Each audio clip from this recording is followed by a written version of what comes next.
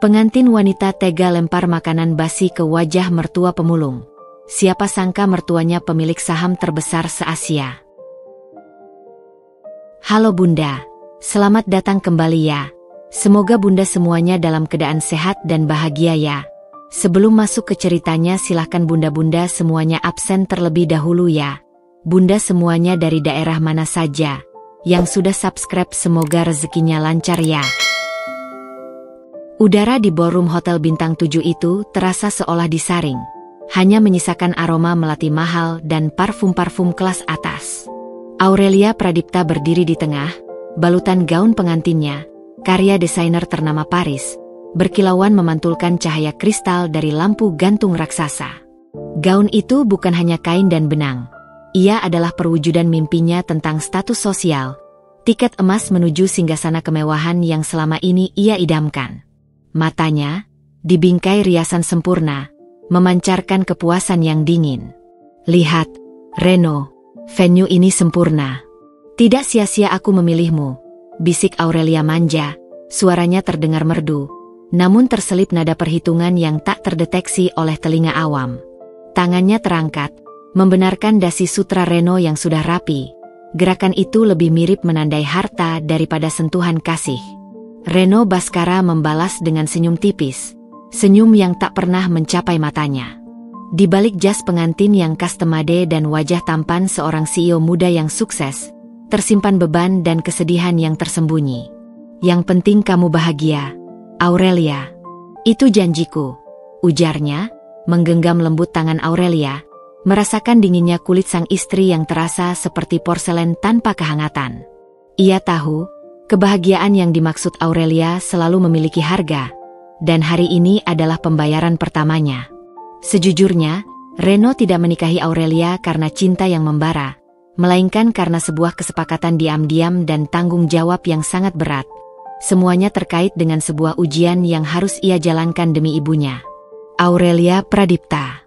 Usianya baru 26 tahun, kecantikannya bak pahatan dewa. Namun hatinya seringkali disebut sekeras berlian yang ia puja.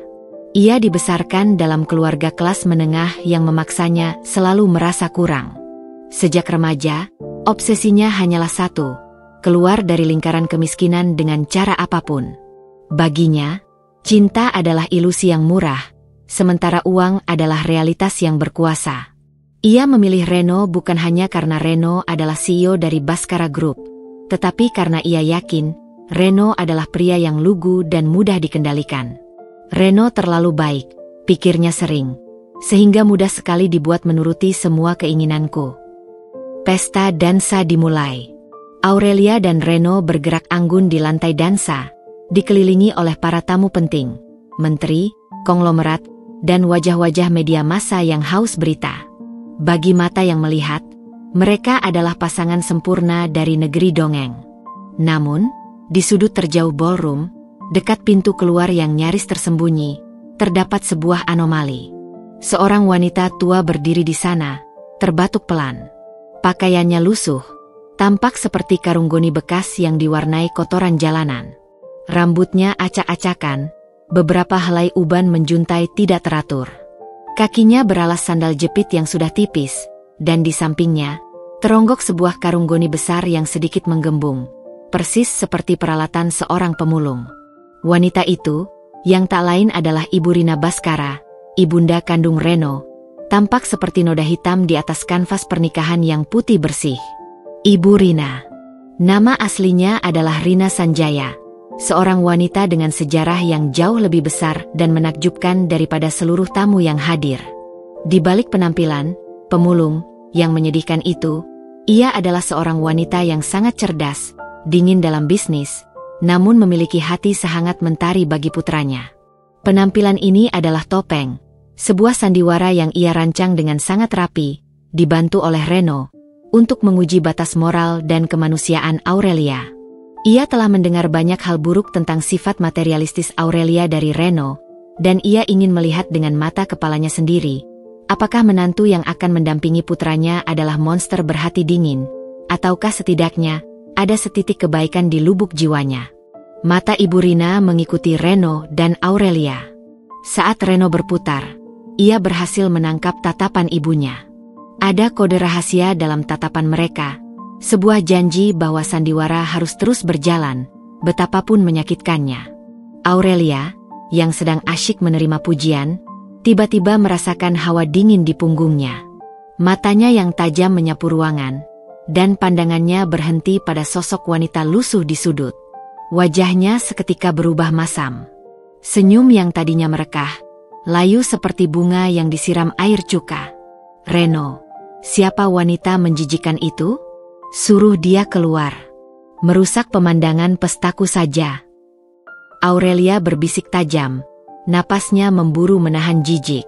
Ia mencengkeram lengan Reno erat. Reno menghela napas, seolah mengambil energi dari dasar jiwanya. Ia harus menjaga agar nada suaranya tetap tenang. Dia, kerabat jauh, Aurelia. Dia datang dari desa. Aku sudah berjanara untuk memintanya segera pergi. Ia memilih kata-kata itu dengan hati-hati. Biarkan saja, dia sudah mau pulang.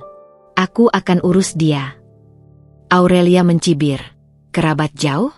Kerabat macam apa yang datang ke acara pernikahan elit dengan bau sampah dan karung goni? Dasar memalukan. Jika dia tidak pergi dalam 2 menit, aku akan minta keamanan yang mengurusnya. Ancaman Aurelia tak main-main. Reno, tanpa banyak bicara, meninggalkan Aurelia di tengah kerumunan dan berjalan lurus menuju sudut itu. Setiap langkahnya terasa berat, seolah ia sedang berjalan di atas pecahan kaca. Ibu, panggil Reno pelan, suaranya dipenuhi rasa bersalah. Ia mendekati Ibu Rina, mengabaikan tatapan sinis dari beberapa tamu yang mulai menyadari keberadaan wanita itu. Ibu Rina mendongak. Di matanya yang sudah berkerut, Reno melihat kesedihan yang mendalam. Nak Reno, katanya dengan suara parau. Maafkan ibu. Rencana ini semakin sulit ibu jalankan. Tatapan Aurelia seperti belati. Reno berjongkok, menggenggam kedua tangan ibunya yang kasar, mencoba menyalurkan semua kehangatan dan permintaan maaf yang tak terucapkan. Bertahanlah sebentar lagi, Bu. Aku akan segera membawamu pulang dan semua akan berakhir. Sandiwara ini harus selesai. Aku hanya ingin kamu aman dan dia. Reno menghentikan kalimatnya. Ia tidak sanggup melanjutkan bahwa ia ingin Aurelia teruji hingga ke akar-akarnya. Iya, nak, ibu tahu. Ibu Rina mengangguk. Tadi ibu sudah makan bekal yang kau siapkan. Ibu akan pergi sekarang. Kau harus berhati-hati, Reno. Istrimu, dia adalah api tanpa asap. Aku mengerti, Bu. Jaga diri baik-baik. Aku akan segera menyusul. Reno berbisik. Ia berdiri, kemudian membimbing ibunya yang terhuyung-huyung menuju pintu keluar. Setelah memastikan ibunya masuk ke dalam sebuah mobil van hitam yang menunggunya, mobil yang tidak dikenali Aurelia, Reno kembali ke dalam ballroom. Aurelia sudah menunggunya dengan wajah merah padam. Sudah kau urus? Dia pergi? Tanyanya, nada suaranya menuntut penjelasan. Sudah, Aurelia. Jangan pikirkan dia lagi, jawab Reno singkat. Ia mengambil segelas sampanye, meneguknya cepat, mencoba meredakan ketegangan di dadanya. Bagus. Lain kali, beritahu, kerabat jauh, MU itu untuk mencuci baju mereka dan membuang karung goni di tempat yang pantas. Kau tahu, Reno, kau harus menjaga citramu. Citra kita sekarang adalah satu kesatuan, kata Aurelia, kini sudah kembali tersenyum manis, seolah insiden, pemulung, itu hanya debu yang sudah ia bersihkan. Reno hanya bisa mengiyakan dalam hati. Citra. Ya, Aurelia, Citra adalah segalanya bagimu. Ia menatap Aurelia yang kembali bersinar dalam balutan kemewahan. Saat itu, Reno berjanji pada dirinya sendiri, entah di akhir sandiwara ini ia akan menemukan Aurelia yang berhati emas, atau ia akan mengungkap kebenaran yang pahit, yang kelak akan mengguncang pondasi kehidupan Aurelia hingga ke akarnya. Ia harus tahu, apakah wanita yang ia nikahi ini layak menjadi bagian dari keluarga Sanjaya, keluarga yang di mata dunia adalah pemilik kerajaan bisnis terbesar di Asia, namun di mata ibunya adalah keluarga yang menjunjung tinggi ketulusan dan kemanusiaan. Pesta selesai. Mereka meninggalkan hotel Bak Raja dan Ratu. Mobil sedan limousine mengantar mereka ke apartemen mewah yang sudah disiapkan Aurelia. Aurelia tertawa gembira sepanjang perjalanan, memamerkan cincin berlian di jarinya. "Selamat datang di istana kita, Reno. Semua ini milik kita," Aurelia berkata, mendesah puas saat memasuki apartemen yang berkilauan. Reno mengangguk, namun pikirannya berkelana. Ia tahu, istana ini hanyalah rumah sementara. Ia tahu, ujian yang sebenarnya baru akan dimulai ketika ibunya, si pemulung, akan muncul lagi, bukan sebagai tamu di pesta, melainkan sebagai penghuni yang tidak diundang, yang akan menguji seberapa jauh Aurelia bisa melemparkan hatinya ke lumpur kekejaman. Reno memeluk Aurelia, pelukan yang terasa seperti perpisahan. Ia harus bersiap melihat istrinya menunjukkan wajah aslinya, betapapun menakutkan wujud itu nantinya. Ia telah berjanji pada ibunya, dan janji itu harus ditepati. Keceriaan Aurelia di hari pernikahan, yang dipahat dari kilauan berlian dan janji kekayaan, segera menguap begitu ia melangkahkan kaki ke dalam apartemen mewah mereka. Ruangan itu terasa dingin, padahal AC sudah dimatikan. Pikirannya dipenuhi gambaran wanita lusuh dengan karung goni yang merusak estetika pestanya. Ia tahu, kehidupannya yang sempurna tidak boleh ternoda oleh kerabat jauh Reno yang menjijikan itu. 3 hari setelah pernikahan, suasana di apartemen itu masih diselimuti ketegangan yang tersembunyi, terutama dari pihak Reno. Ia berusaha keras bersikap normal, menuruti setiap permintaan Aurelia, namun hatinya terasa berat, menantikan waktu yang sudah dijanjikan, kemunculan kembali sang ibu. "Reno, kamu yakin semua furnitur di sini anti noda?" tanya Aurelia sambil mengusap sofa beludru dengan tisu, seolah takut ada kuman tak kasat mata. Reno, yang sedang membaca laporan keuangan di meja makan, mengangkat kepala. "Tentu saja, Aurelia. Itu semua yang terbaik." "Kenapa?" "Bukan apa-apa. Hanya memastikan. Aku tidak mau ada hal-hal kotor yang menyentuh barang-barangku," jawab Aurelia. Penekanan pada kata "kotor" terasa begitu menusuk. Sebuah panah yang sengaja ia lesatkan ke arah Reno, mengingatkannya pada insiden Ibu Rina. Reno menelan ludah. "Aku mengerti. Aku akan pastikan semua tetap bersih." "Lebih dari bersih, Aurelia. Aku ingin memastikan hatimu yang bersih," batin Reno getir. Ia tahu, ibunya akan datang sore ini. Ia sudah menyiapkan segalanya. Kamar gudang yang sudah dibersihkan, pakaian ganti untuk ibunya setelah sandiwara selesai, dan rencana darurat jika Aurelia bertindak terlalu jauh. Sore itu, langit di luar jendela apartemen tampak muram, seolah ikut meratapi skenario yang akan segera terjadi. Tok, tok, tok. Suara ketukan di pintu terdengar pelan. Namun bagi Reno, ketukan itu bagaikan genderang perang yang menandakan babak baru dimulai. Aurelia yang sedang memamerkan tas barunya di depan cermin, mengernyitkan dahi. "Siapa sih? Kita tidak menunggu tamu." Ia berjalan angkuh menuju pintu, mengenakan gaun sutra rumahan yang harganya setara dengan gaji bulanan orang biasa. Aurelia membuka pintu dengan ekspresi terkejut dan jijik yang nyaris muntah.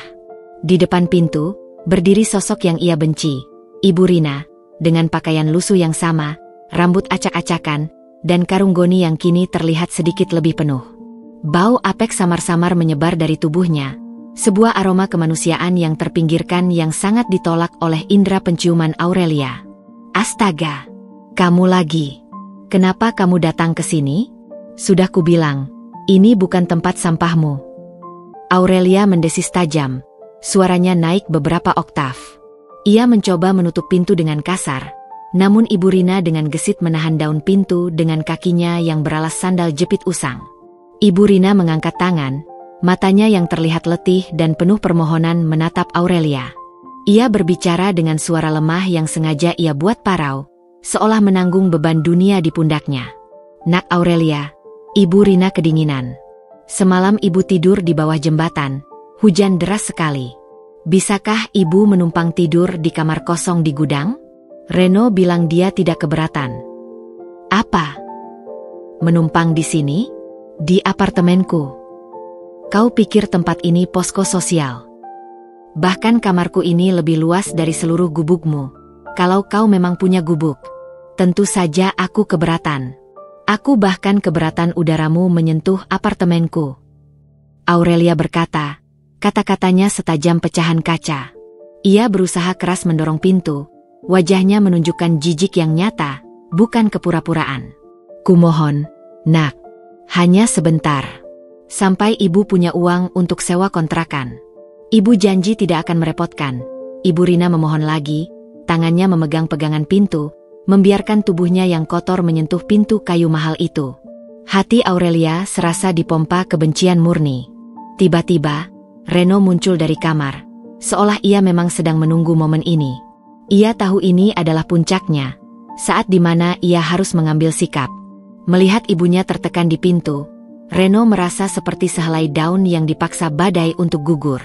Ia harus menguatkan hatinya, menjalankan sandiwara ini demi kebaikan yang lebih besar. Ibu, Reno berseru, berjalan cepat. Ia menyingkirkan tangan Aurelia dari pintu dengan sentuhan tegas yang jarang ia lakukan. Masuklah, Bu. Jangan berdiri di luar. Anginnya dingin. Reno menarik Ibu Rina masuk. Aurelia terkesiap. Reno, apa-apaan ini? Kenapa kamu membawanya masuk? Reno membalikkan badan, ekspresinya serius, tatapannya dingin menusuk. Dia ibuku, Aurelia. Atau, seperti yang kamu sebut, kerabat jauhku. Dan ini adalah rumahku. Kamar di gudang sudah aku bersihkan. Bu, ibu bisa istirahat di sana. Tidak perlu izin Aurelia. Bu, ini rumah kita juga, ujar Reno, menatap lurus ke mata Aurelia. Kalimat itu bagaikan tamparan dingin yang tidak pernah Aurelia duga dari suaminya yang selama ini penurut. Ini adalah pertama kalinya Reno menunjukkan otoritasnya, dan itu terjadi di hadapan seorang pemulung. Wajah Aurelia yang semula merah karena marah, kini berubah pucat. Reno, kamu tidak bisa melakukan ini padaku. Aku istrimu. Kenapa kamu lebih mendengarkan dia? Aurelia menunjuk Ibu Rina dengan jari gemetar. Aku menghormati ibu, jawab Reno datar. Lagi pula, itu hanya kamar gudang. Dia tidak akan mengganggumu. Anggap saja ini sebagai amal kecil dariku, demi ketenangan jiwaku. Reno menekankan kata, amal, seolah menyindir Aurelia yang tidak pernah mengenal arti kata itu. Ibu Rina, yang kini berada di dalam rumah, menunduk, memainkan peranannya dengan sempurna. Maafkan ibu, nak Aurelia. Ibu akan segera pergi setelah ibu pulih. Bisiknya, suaranya dipenuhi nada permintaan maaf. Jangan libatkan aku dalam sandiwara kemiskinanmu. Jika kamu berani menyentuh barang-barangku, atau jika aku mencium sedikit saja bau sampah darimu, aku akan memanggil polisi dan membiarkan mereka menyeretmu keluar. Ancam Aurelia, mundur beberapa langkah seolah Ibu Rina adalah pembawa wabah. Reno menggenggam lengan ibunya erat, memberinya kekuatan, dan membimbingnya menuju kamar gudang di ujung lorong belakang. Gudang itu kecil, hanya cukup untuk satu kasur tipis dan beberapa tumpukan barang tak terpakai. Aurelia hanya bisa mendengus marah dan membanting pintu kamarnya. Baginya, kehadiran Ibu Rina adalah awal dari kehancuran citra yang telah ia bangun susah payah. Di dalam kamar gudang, begitu pintu tertutup, Ibu Rina melepaskan topeng lemahnya. Ia menatap Reno dengan mata cerdas yang penuh perhitungan. Bagaimana, nak? Tanya Ibu Rina. Suaranya kembali normal, tegas dan berwibawa. Dia melakukan persis seperti yang ibu prediksi. Bu, bahkan lebih buruk, jawab Reno, matanya memancarkan rasa sakit. Aku tidak menyangka dia bisa sekejam itu. Kekejaman sejati baru akan terlihat, Reno.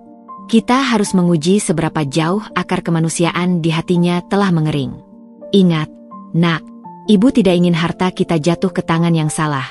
Ini bukan hanya tentang kita, tapi tentang ribuan karyawan dan yayasan amal kita, ujar Ibu Rina, tangannya memegang tasbih yang selalu ia bawa, bukan karung goni di luar sana.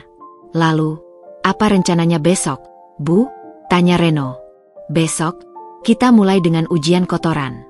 Ibu akan membersihkan rumah.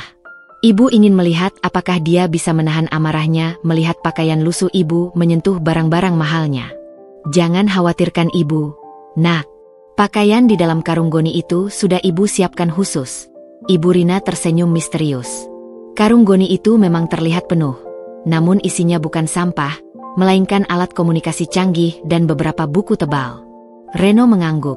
Hatinya seperti perahu kecil di tengah lautan badai, antara mencintai istrinya dan menghormati ibunya yang sedang menjalankan ujian berat. Sementara itu, di kamar utama, Aurelia berjalan mondar-mandir. Ini tidak bisa dibiarkan. Dia hanya akan menjadi duri dalam dagingku. Ia mengambil ponsel, menghubungi seseorang. Halo, Mama. Aku ada masalah. Wanita pemulung itu, kerabat jauh, Reno, tiba-tiba datang dan menginap di gudang kami. Dia merusak moodku. Aurelia mengadu. Apa? Kamu harus tegas, Aurelia. Usir dia.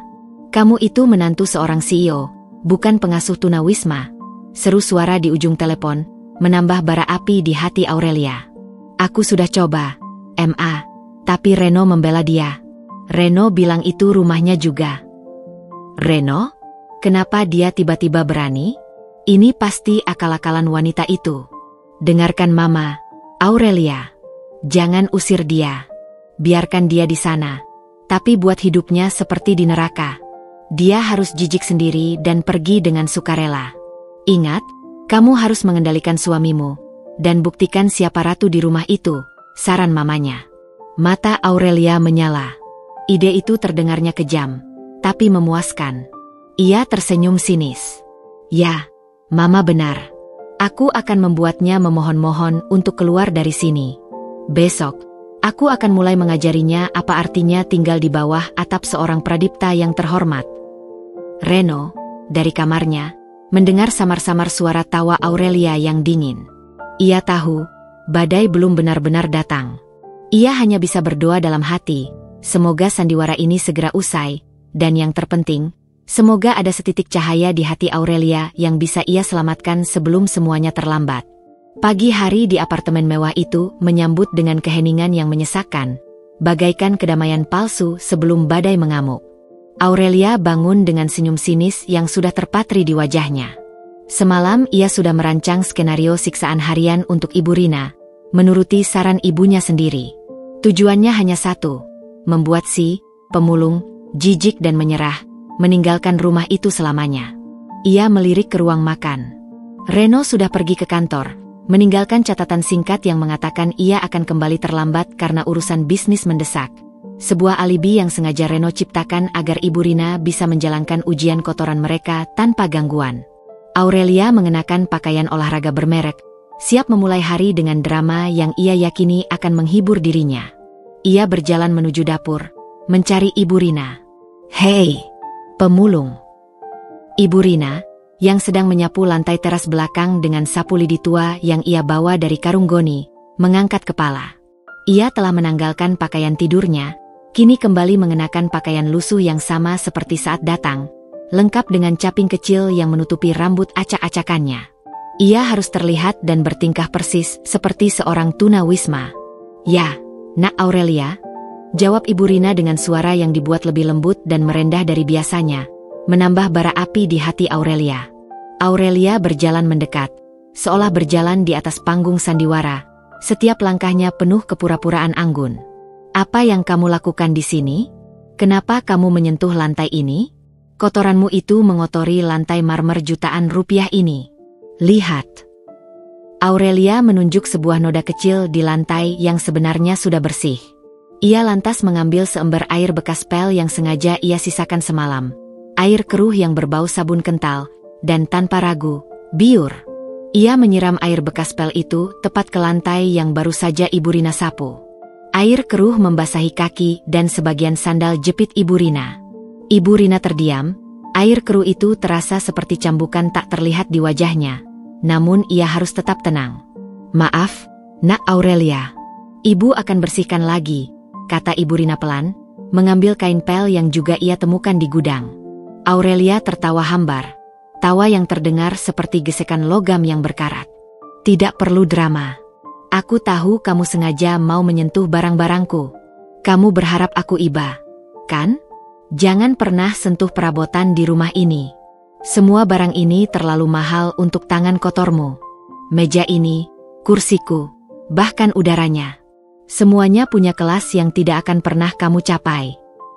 Baik, nak, saya mengerti, ujar Ibu Rina. Tatapannya menyiratkan kesabaran yang luar biasa. Padahal di dalam hatinya, ia sedang mencatat setiap kata dan ekspresi jijik Aurelia, menyimpan setiap detail sebagai bukti. Aurelia kemudian melayangkan perintah baru. Ia menunjuk vas bunga kristal mahal yang ia letakkan di ruang tengah. Vas itu harus dipindah. Tapi jangan kamu yang sentuh. Suruh OB dari bawah untuk memindahkannya. Kamu tidak boleh menyentuh barang yang harganya lebih mahal dari seluruh pakaian di tubuhmu. Mengerti? Tapi, nak, OB baru datang siang hari. Kalau ibu yang memindahkan, ini bisa selesai lebih cepat. Ibu Rina mencoba bernegosiasi. Jangan membantah. Aku tidak butuh kecepatanmu. Aku butuh kebersihan. Atau jangan-jangan kamu mau mencuri vas itu? Dasar pemulung licik. Tuduh Aurelia tanpa dasar. Kata-katanya penuh racun. Ibu Rina menelan tuduhan itu dengan kepala menunduk. Maafkan ibu, nak. Ibu akan menunggu OB datang. Aurelia berbalik masuk, merasa menang. Ia mengambil kopi hangatnya, duduk di sofa, dan mengeluarkan ponsel, memamerkan kehidupan palsunya kepada teman-temannya di media sosial. Seolah tidak ada drama keji yang baru saja ia lakukan beberapa detik yang lalu. Siksaan itu berlanjut sepanjang hari, seperti tetesan air yang lambat namun pasti akan melubangi batu. Siang hari, saat Ibu Rina sedang mencuci piring sisa sarapan Reno, Aurelia muncul lagi. Hei, apa yang kamu lakukan? Ibu Rina terkejut. Mencuci piring, nak Aurelia. Mencuci piring? Kamu pikir piring ini aman dari kuman di tanganmu? Kamu tahu ini piring porselen yang dilapisi emas tipis? Aku tidak mau kuman dari jalananmu menempel di piring ini, seru Aurelia. Ibu Rina meletakkan piring itu pelan. Ibu Rina meletakkan piring itu pelan. Lalu, siapa yang akan mencuci piringnya?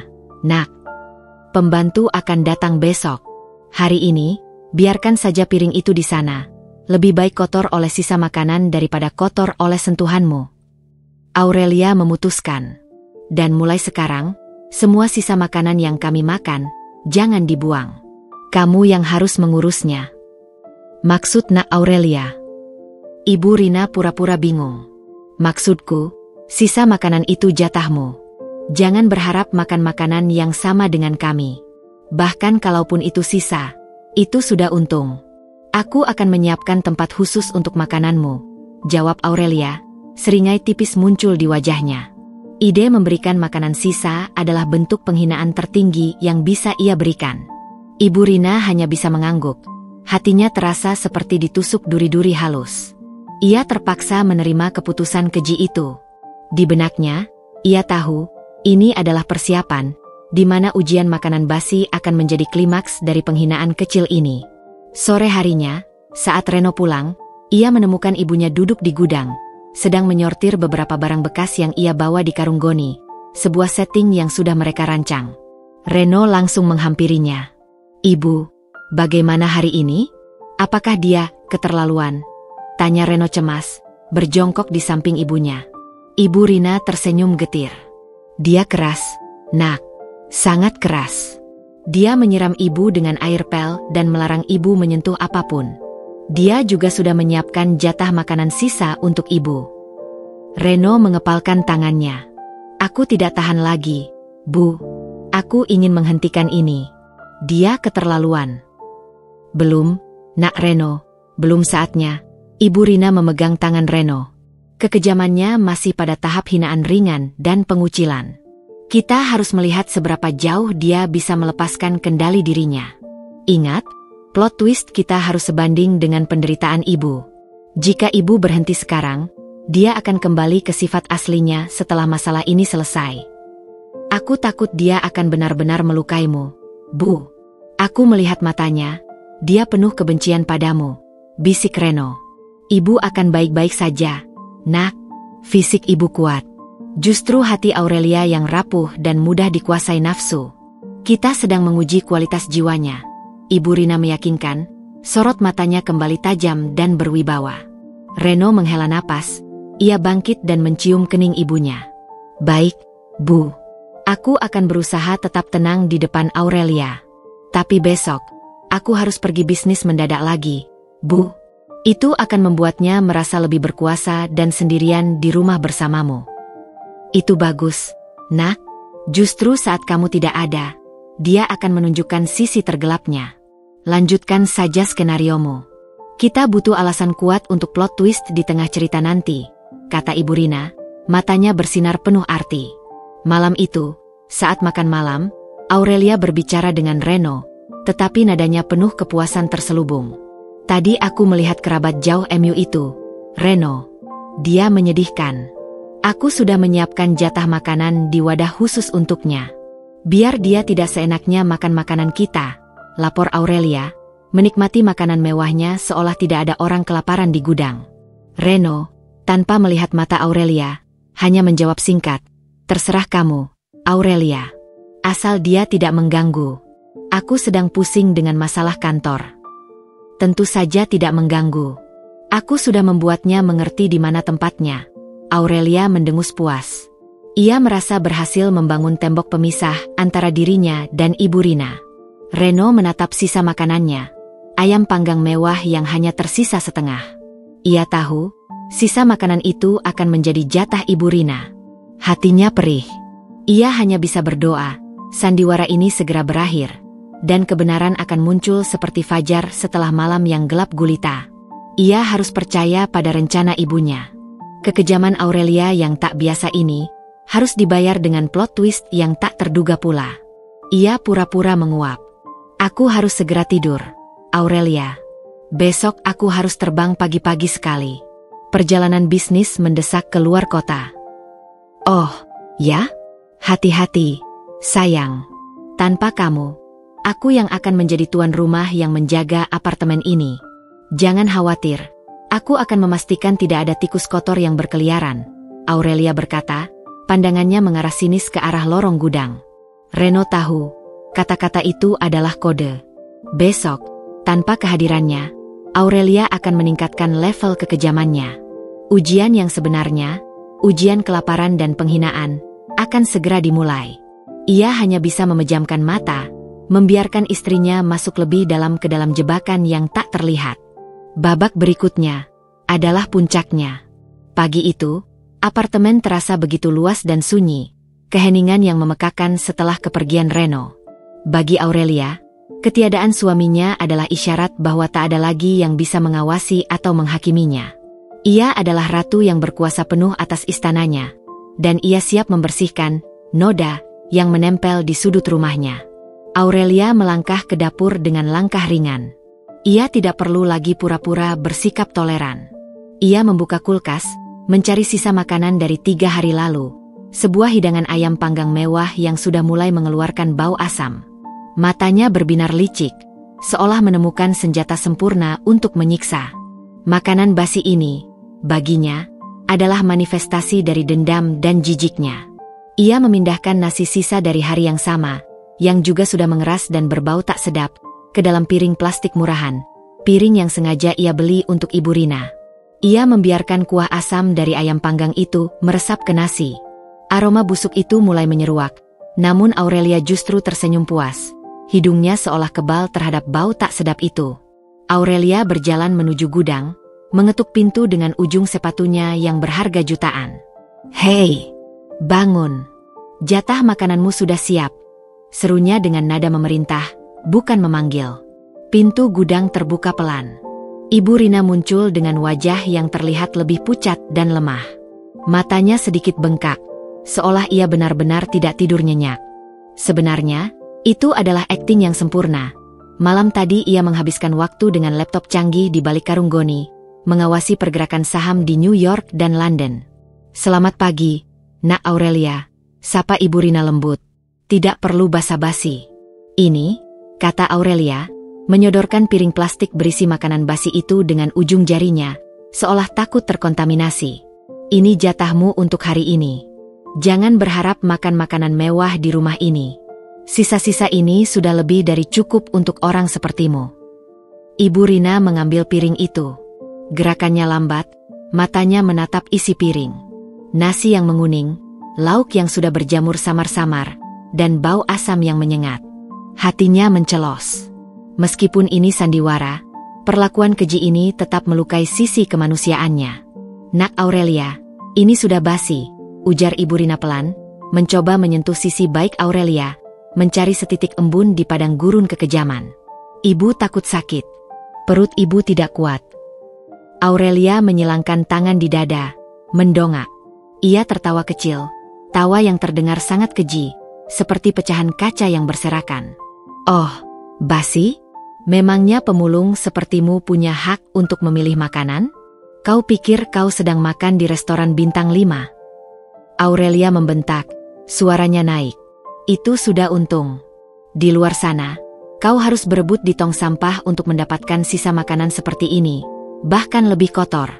Makan atau tidak sama sekali. Jika kamu tidak memakannya, aku akan pastikan kamu kelaparan hari ini." Ibu Rina terdiam. Ia menatap piring di tangannya, lalu menatap tajam ke mata Aurelia. Tatapan Ibu Rina sebenarnya penuh arti, sebuah peringatan yang tak terucapkan dari seorang wanita yang menyimpan kuasa besar. Namun Aurelia terlalu dibutakan oleh kesombongan untuk menangkap maknanya. "Aku akan memakannya, Nak Aurelia." "Terima kasih," kata Ibu Rina akhirnya, menundukkan kepala. Ia berbalik, masuk kembali ke gudang, dan menutup pintu. Aurelia bersorak dalam hati, ia merasa berhasil meruntuhkan mental Ibu Rina. Ia kembali ke ruang tengah, merasa seolah dirinya baru saja memenangkan pertarungan besar. Di dalam gudang, Ibu Rina meletakkan piring basi itu di lantai. Wajahnya yang semula tampak lemah, kini berubah menjadi ekspresi jijik yang sesungguhnya. Ia segera mengambil hand sanitizer yang ia sembunyikan di saku pakaian lusuhnya, membersihkan tangannya setelah menyentuh piring itu. Ia mengeluarkan ponsel satelit mini dari karung goni, menghubungi Reno. "Reno, ibuku, dia memberiku makanan basi. Aku sudah memprediksi ini, tapi melihatnya secara langsung." Suara Ibu Rina terdengar tercekat. Reno, di ujung telepon yang berada di kantornya, seketika merasa darahnya mendidih. "Astaga, Ibu, apa Ibu memakannya? Jangan. Buang saja. Aku akan mengirimkan makanan lewat kurir tanpa sepengetahuan dia." "Tidak, Nak. Jangan. Jika kamu mengirim makanan, Aurelia pasti tahu dan dia akan curiga. Sandiwara ini harus tulus. Jangan khawatir, Ibu akan membuangnya ke toilet. Tapi Ibu hanya ingin kamu tahu betapa kejamnya menantumu itu. Hatinya adalah karang yang tidak tersentuh air mata. Ini sudah bukan lagi ujian materi, Nak. Ini ujian kemanusiaan. Kita harus melanjutkan ke babak klimaks. Ibu akan berpura-pura sakit besok." "Baik, Bu. Aku akan ikuti arahanmu. Tapi, tolong, jaga dirimu baik-baik. Aku merasa seperti pengkhianat yang meninggalkan ibunya demi sandiwara gila ini." Reno berbisik, suaranya dipenuhi rasa bersalah. "Kamu adalah putra terbaik, Reno. Kamu menjalankan kewajibanmu. Ingat, kekejaman Aurelia harus sebanding dengan keterkejutan yang akan ia terima saat plot twist nanti." Tutup Ibu Rina, memutus panggilan. Ia kemudian membuang makanan basi itu ke dalam plastik, menyembunyikannya di antara sampah di gudang. Seharian itu, Aurelia bersikap layaknya seorang pengawas penjara. Setiap beberapa jam, ia akan memeriksa gudang, memastikan Ibu Rina tidak kabur, dan yang terpenting, memastikan piring plastiknya sudah kosong. Pukul 3 sore, Aurelia kembali ke gudang. Pintu terbuka. Ia melihat Ibu Rina terbaring di kasur tipis. Piring plastik itu kosong. "Sudah makan?" tanya Aurelia dingin. Ibu Rina mengangguk lemah. "Sudah, Nak Aurelia. Terima kasih." Aurelia tersenyum puas. "Bagus.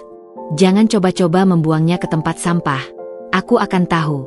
Sekarang, ambil piring kotor itu, cuci bersih, dan letakkan di tempatnya. Setelah itu, kamu bersihkan kamar mandi utamaku. Bersihkan hingga lantai porselennya bisa memantulkan wajahku." Ibu Rina mencoba bangkit, namun ia pura-pura memegang perutnya. "Aduh, perut ibu sakit sekali, Nak. Mual." Aurelia menyipitkan mata. "Sakit? Itu hanya drama murahan. Ayo, bangun. Jangan coba-coba membolos. Aku tahu kamu hanya mencari alasan untuk bermalas-malasan. Sana bersihkan. Jangan sampai aku yang turun tangan. Ibu Rina terbatuk pelan, kemudian bangkit perlahan, tubuhnya tampak goyah. Ia mengambil piring plastik itu, kemudian berjalan keluar menuju dapur. Aurelia mengawasi, memastikan sandiwara sakit perut itu tidak berlanjut. Saat Ibu Rina membersihkan kamar mandi utama, Aurelia sengaja duduk di tepi bak mandi, sibuk dengan ponselnya. Ia terus-menerus memberikan komentar sinis. Itu kurang bersih.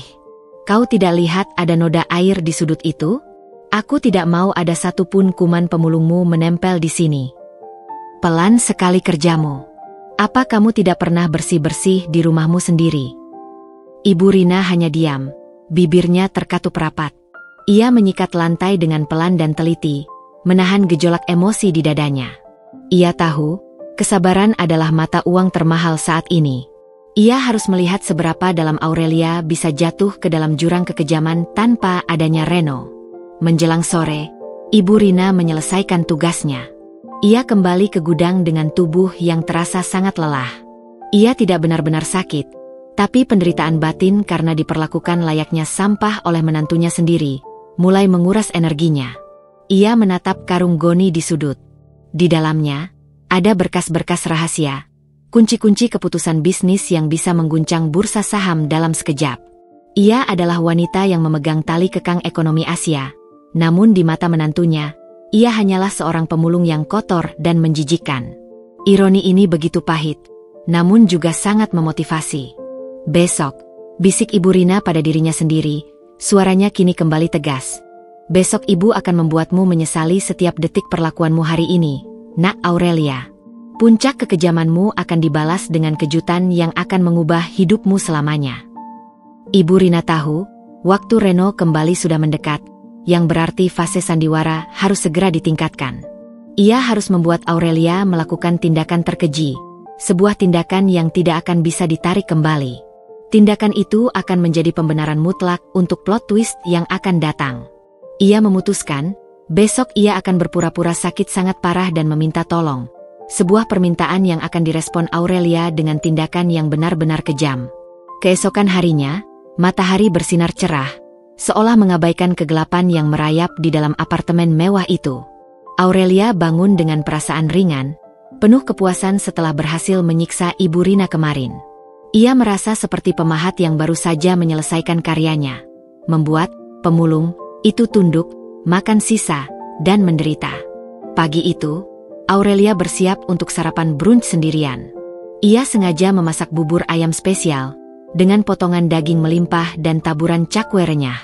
Aroma bubur yang menggugah selera itu sengaja ia biarkan menyebar hingga ke lorong belakang, berharap aroma itu menusuk hidung Ibu Rina yang kelaparan. Setelah puas, ia menyisakan sedikit bubur yang sudah mendingin, meletakkannya dalam mangkuk kecil. Mangkuk inilah yang menjadi pemicu petaka. Saat Aurelia sedang menikmati kopi, tiba-tiba terdengar suara rintihan pelan dari arah gudang. Aduh, aduh. Rintihan itu semakin keras, diikuti dengan suara barang jatuh di dalam gudang. Aurelia awalnya mengabaikan. Palingan cuma drama lagi, gumamnya, menyesap kopinya dengan santai. Namun, rintihan itu berubah menjadi erangan kesakitan yang tulus. Pintu gudang terbuka sedikit, dan Ibu Rina muncul. Wajahnya benar-benar pucat, keringat dingin membasahi pelipisnya. Ia berjalan terhuyung-huyung, memegangi perutnya yang tampak kram. Penampilannya sangat meyakinkan, seolah ia benar-benar menderita karena makanan basi kemarin. Nak Aurelia, tolong. Ibu Rina memanggil lemah, suaranya nyaris tak terdengar. Ia bersandar di dinding, tubuhnya merosot perlahan. Aurelia menoleh, alisnya terangkat sinis. Ada apa lagi? Pagi-pagi sudah cari perhatian. Ibu demam tinggi, kata Ibu Rina, terengah-engah. Ia berhasil merangkak beberapa langkah, mendekati Aurelia. Perut ibu sakit sekali, mungkin karena makanan kemarin. Ibu butuh obat diare atau penurun panas. Tolong. Wajah Ibu Rina tampak sangat menyedihkan. Air mata tipis mengalir di sudut matanya. Kali ini, bukan air mata akting, melainkan air mata kepedihan batin atas perlakuan kejam yang ia terima. Aurelia menatap Ibu Rina yang kini sudah hampir di ambang ruang tengah. Rasa jijik dan amarahnya memuncak. Ia tidak percaya sedikitpun pada penderitaan Ibu Rina. Baginya, ini adalah sandiwara paling menjijikkan yang pernah ia tonton. Obat? Kau hanya pantas mendapatkan ini, pemulung sialan, teriak Aurelia. Kebencian yang selama ini ia tahan, kebencian atas Noda yang merusak citranya, kebencian atas Reno yang membela ibunya, dan kebencian atas kemiskinan yang ia takuti, semuanya meledak. Tanpa pikir panjang, Aurelia meraih mangkuk kecil berisi sisa bubur yang sudah mendingin itu. Bubur itu tidak basi, tapi sudah dingin dan ditujukan untuk dibuang. Dalam pikirannya yang kalap, Aurelia tidak lagi berpikir rasional. Keluar dari rumahku sekarang. Aku sudah muak melihatmu. Dengan kekuatan penuh, Aurelia melayangkan mangkuk bubur itu. Biur. Bubur dingin itu mendarat tepat di wajah Ibu Rina. Potongan cakwe dan kuah kental menetes di rambut, pakaian lusuh, dan membasahi mata Ibu Rina. Mangkuk plastik itu jatuh ke lantai marmer dengan suara keras. Ruangan seketika hening. Hanya ada suara napas Aurelia yang memburu dan tetesan kuah bubur dari wajah Ibu Rina. Ibu Rina tidak berteriak. Ia tidak melawan. Ia hanya duduk diam di lantai, tubuhnya merosot sempurna. Air mata, yang kali ini bercampur dengan kuah bubur, mengalir deras. Ia menatap Aurelia dengan tatapan yang sangat menyakitkan. Tatapan seorang ibu yang hatinya benar-benar hancur. Keluar dari rumahku. Sekarang juga. Aku tidak mau ada kotoran yang mati di sini. Pergi dan jangan pernah tunjukkan wajah menjijikanmu itu di sini lagi. Teriak Aurelia histeris, suaranya bergema. Baik, Nak Aurelia, ujar Ibu Rina dengan suara yang sangat pelan, serak, nyaris tak terdengar. Ia mengangguk pelan, kepalanya terasa berat. Ia mencoba berdiri, tetapi tubuhnya terlalu gemetar. Ia merangkak pelan, meraih karung goni di dekat pintu gudang. Gerakannya lambat, penuh martabat, meski seluruh tubuhnya berlumuran bubur dan kotoran akting. Ia bangkit, membuka pintu, dan berjalan keluar dari apartemen, meninggalkan jejak bubur dan air mata di lantai marmer yang Aurelia puja. Aurelia berdiri mematung, dadanya naik turun. Ada sedikit rasa bersalah yang menusuk, namun segera ia tepis dengan euforia kemenangan. Akhirnya dia pergi. Aku bebas. Di luar apartemen, Ibu Rina berjalan perlahan menyusuri lorong mewah itu. Ia tidak lagi terhuyung, namun air mata di pipinya nyata. Ia merasa direndahkan sejauh-jauhnya. Ini adalah puncak ujian yang harus ia lewati. Saat ia mencapai lift, sebuah mobil mewah hitam sudah menunggunya di lobi, mobil yang sudah ia lihat di hari pernikahan. Pintunya terbuka, dan seorang pria berpakaian rapi, Pak Herman, kepala keamanan dan asisten pribadi terpercaya Ibu Rina, menyambutnya. Nyonya Rina, Anda baik-baik saja? Saya melihat semuanya dari kamera pengawas tersembunyi. Kekejaman Nona Aurelia sudah melewati batas kemanusiaan. Pak Herman berseru cemas, segera membimbing Ibu Rina masuk ke mobil. Ibu Rina duduk di kursi belakang, menyandarkan kepala. Ia menutup mata, membiarkan kemewahan kursi kulit dingin meredakan gejolak di hatinya. Saya baik-baik saja, Herman. Hanya terkejut. Saya tidak menyangka ia akan melakukan ini. Dia benar-benar seorang monster. Kita harus segera mengakhiri sandiwara ini, Nyonya. Biarkan saya menelepon Tuan Reno sekarang, desak Herman, tangannya sudah meraih ponsel. Tunggu, Herman. Kita harus melakukannya dengan elegan. Kekejaman yang ia lakukan harus berbalas setimpal. Hubungi Reno. Katakan padanya ibu sudah dijemput. Dan sekarang, saatnya kita mulai fase badai keuangan. Perintah Ibu Rina, suaranya kini kembali dingin dan berwibawa. Layaknya seorang komandan yang baru saja merencanakan serangan balik. Ia membuka matanya, menatap keluar jendela. Siapkan semua dokumen. Semua saham Reno di Baskara Group. Saatnya kita tarik. Bukan untuk menghancurkannya, tapi untuk menguji kesetiaan Aurelia saat ia jatuh miskin. Dan pastikan, Berita tentang penarikan saham ini menyebar luas di seluruh Asia dalam 24 jam. Aku ingin dia merasakan apa artinya kehilangan segalanya. Sama seperti ia membuatku merasa kehilangan harga diriku. Tegas Ibu Rina, sorot matanya kini memancarkan kekuatan absolut, aura seorang pemilik saham terbesar se-Asia yang sesungguhnya. Kembali ke apartemen, Aurelia membersihkan sisa-sisa bubur dengan jijik. Ia merasa lega dan menang. Ia mengirim pesan kepada Reno. Aurelia, pemulung itu sudah pergi. Aku sudah mengusirnya. Maaf ya, sayang, dia terlalu mengganggu. Aku sudah membersihkan semuanya, dan sekarang rumah kita bebas dari kekotoran. Reno, yang baru saja menerima panggilan rahasia dari Herman, membaca pesan itu. Tangannya gemetar. Ibunya dilempari makanan. Kekejaman istrinya sudah melewati ambang batas toleransinya. Ia membalas dengan singkat, mencoba menahan amarah yang membara di dadanya. Reno, baik. Aku akan segera pulang. Reno mengakhiri rapatnya saat itu juga. Ia kembali ke apartemen dengan wajah yang sangat tegang, sorot matanya dipenuhi amarah terpendam dan kekecewaan yang mendalam. Saat Reno membuka pintu, Aurelia menyambutnya dengan senyum palsu. Selamat datang, sayang. Aku sudah bersih-bersih. Tidak ada lagi bau aneh di sini. Di mana ibu? Tanya Reno dingin. Suaranya berat, ia tidak memeluk Aurelia. Aurelia mencibir. Oh, si pemulung itu? Sudah aku usir. Aku sudah muak dengan dramanya. Lebih baik dia mencari sampah di tempat lain. Kamu harusnya berterima kasih. Aku sudah membereskan masalahmu. Reno menatap Aurelia lama, tatapan yang membuat Aurelia bergidik, tatapan yang tak pernah ia lihat di mata suaminya. Sebuah campuran antara kesedihan, kemarahan, dan jijik. Apa yang kamu lakukan, Aurelia? Aku tidak percaya kamu sekejam ini. Kalian berdua drama. Aku tidak peduli. Aku menikah denganmu, bukan dengan pemulung itu. Seharusnya kamu bahagia, Reno. Aku sudah menjauhkan noda dari kehidupan kita. Aurelia membalas, mencoba mempertahankan benteng kepalsuannya. Reno menarik napas dalam-dalam, menahan dorongan untuk mengungkapkan semuanya saat itu juga. Baiklah, ini akan jadi hal terakhir yang kamu katakan tentang ibu. Kenapa kamu tiba-tiba membela dia? Apa kamu lebih sayang pada pemulung itu daripada istrimu sendiri? Aurelia mulai panik melihat reaksi Reno. Reno hanya menggelengkan kepala. Aku membela kebenaran, Aurelia. Dan sekarang, aku harus mengurus ibuku.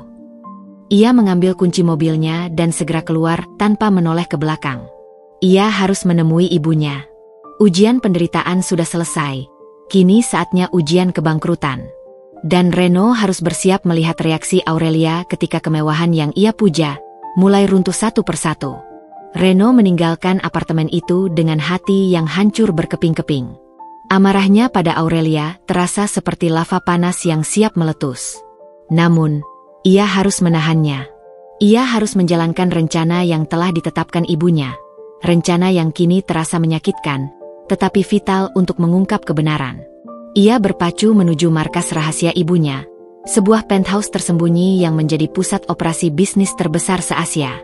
Saat Reno tiba, Ibu Rina sudah berganti pakaian. Ia kini mengenakan setelan bisnis yang elegan, rambutnya ditata rapi, dan wajahnya memancarkan aura wibawa yang tak terbantahkan. Pria yang Aurelia lempari bubur basi itu kini tampak seperti penguasa tahta yang tak tersentuh. Ibu, Reno langsung memeluk ibunya erat.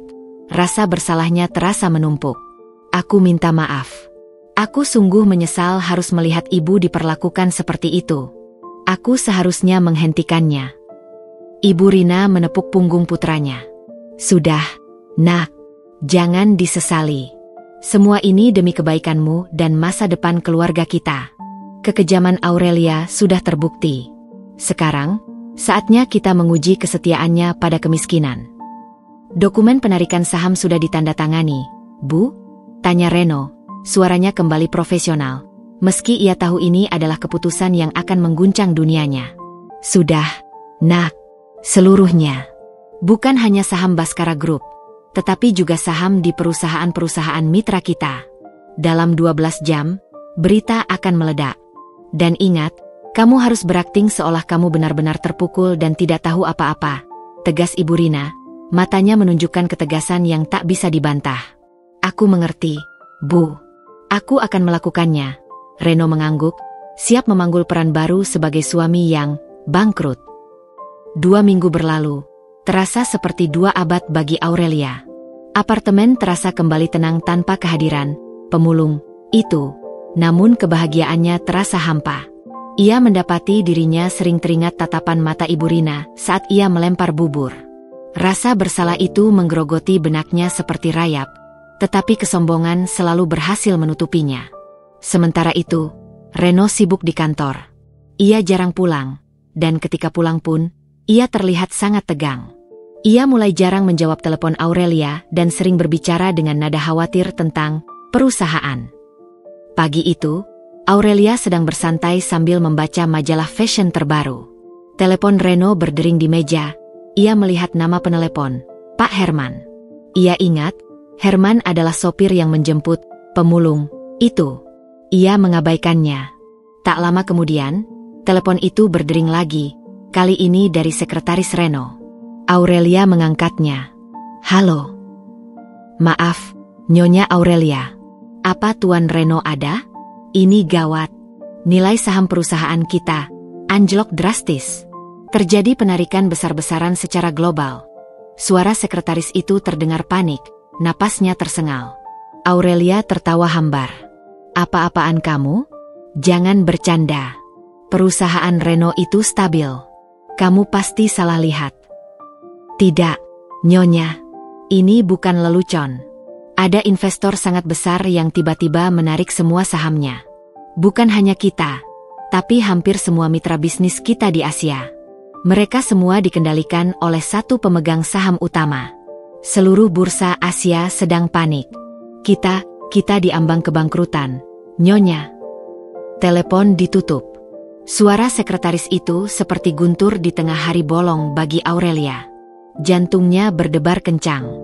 Ia segera menyalakan TV dan mencari saluran berita ekonomi. Breaking news, pasar modal Asia guncang. Baskara Group dan puluhan perusahaan mitra lainnya alami kerugian masif setelah penarikan saham mendadak dari pemegang saham utama yang misterius. Nilai aset anjlok hingga 80%. Aurelia menjatuhkan majalahnya. Wajahnya pucat pasi. Seluruh ruangan terasa berputar. Kemewahan yang ia cintai terancam. Pikirannya langsung tertuju pada Reno. Sore harinya, Reno pulang. Penampilannya kacau, dasinya longgar, wajahnya kusut, dan matanya merah seolah kurang tidur. Semua akting yang ia lakukan dengan sempurna. Reno, apa yang terjadi?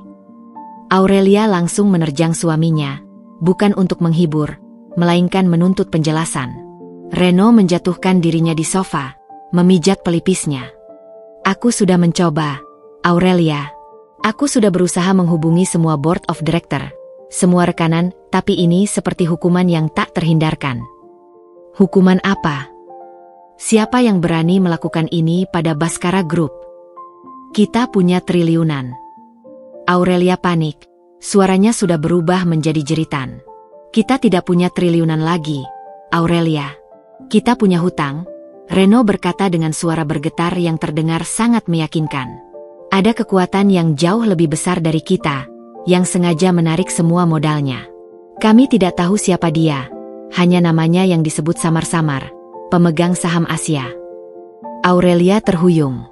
Ia mencengkeram lengan Reno. Kamu harus mengatasinya. Kamu CEO. Kamu janji akan memberiku masa depan yang terjamin. Aku tidak mau jatuh miskin. Reno menatapnya tajam. Kamu pikir aku tidak berusaha? Aku sudah mencoba, Aurelia. Tapi aku hanya seorang CEO, bukan Tuhan. Semuanya sudah terkunci.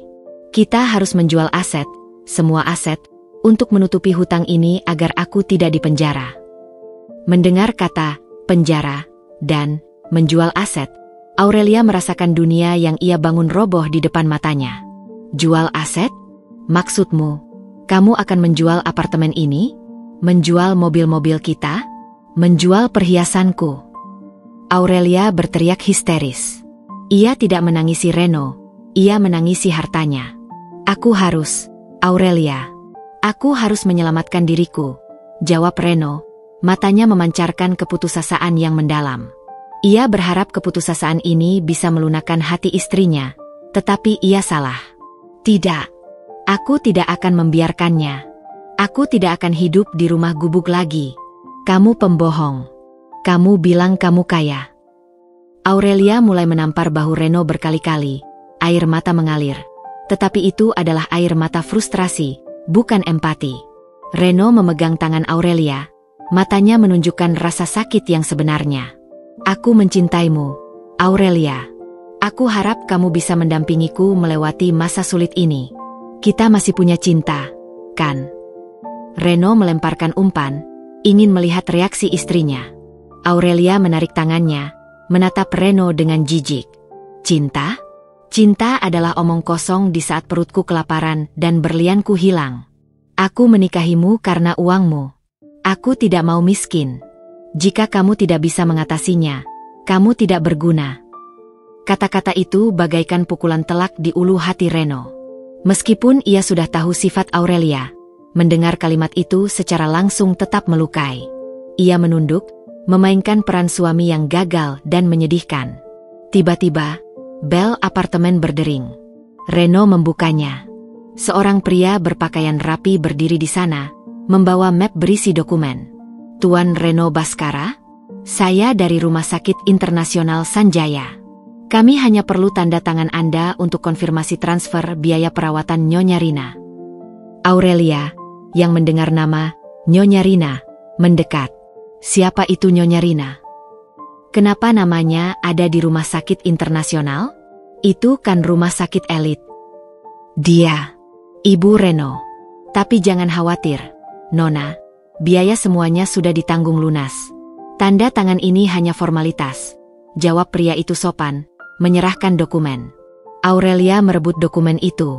Matanya membelalak melihat total biaya perawatan yang sangat fantastis, dan kolom pembayaran tertera, lunas, dibayarkan oleh pihak ketiga. Bagaimana mungkin? Si pemulung itu dirawat di rumah sakit internasional? Dan biayanya lunas? Siapa yang membayarnya? Reno? Jangan-jangan dia pura-pura miskin. Aurelia mulai curiga. Benaknya yang cerdik mulai menyambungkan titik-titik yang seharusnya tidak terhubung. Reno, yang sudah siap dengan jawaban, mengambil kembali dokumen itu. Aku juga tidak tahu, Aurelia. Mungkin dia punya kenalan baik. Biarlah. Sekarang, kita harus fokus pada krisis keuangan kita. Kamu harus mulai mengemas barang, Aurelia. Aku sudah menjual apartemen ini. Kita akan pindah ke rumah kontrakan kecil di pinggiran kota. Ancaman kemiskinan dan kenyamanan Ibu Rina yang misterius membuat hati Aurelia terasa seperti terjepit di antara batu besar. Kekejaman yang ia lakukan kini terasa sia-sia dan mengancam balik. Ia harus menerima kenyataan bahwa istananya telah runtuh, dan ia harus pindah ke lembah kemiskinan yang paling ia takuti. Ujian kesetiaan sejati telah dimulai. Kepindahan itu terasa seperti eksekusi lambat bagi Aurelia. Dalam waktu kurang dari seminggu, kemewahan yang ia bangun dengan darah dan air mata ambisi, lenyap tak bersisa. Apartemen mewah, mobil sport kinclong, dan perhiasan berkilauan, semuanya terpaksa dijual untuk menutupi lubang hutang Baskara Group yang menganga. Aurelia harus menerima kenyataan pahit. Ia kini tinggal di sebuah rumah kontrakan kecil di pinggiran kota, area yang ia anggap tak lebih dari tempat pembuangan.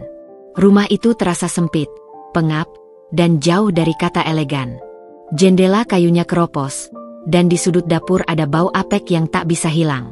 Perabotan yang tersisa hanyalah yang termurah dan paling esensial. Kehidupan Aurelia, yang tadinya bersinar seperti bintang, kini meredup menjadi bara api yang hampir padam. Aku tidak percaya. Kenapa ini terjadi padaku?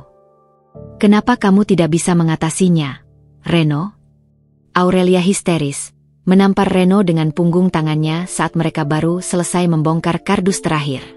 Ia tidak lagi peduli dengan image atau kecantikan.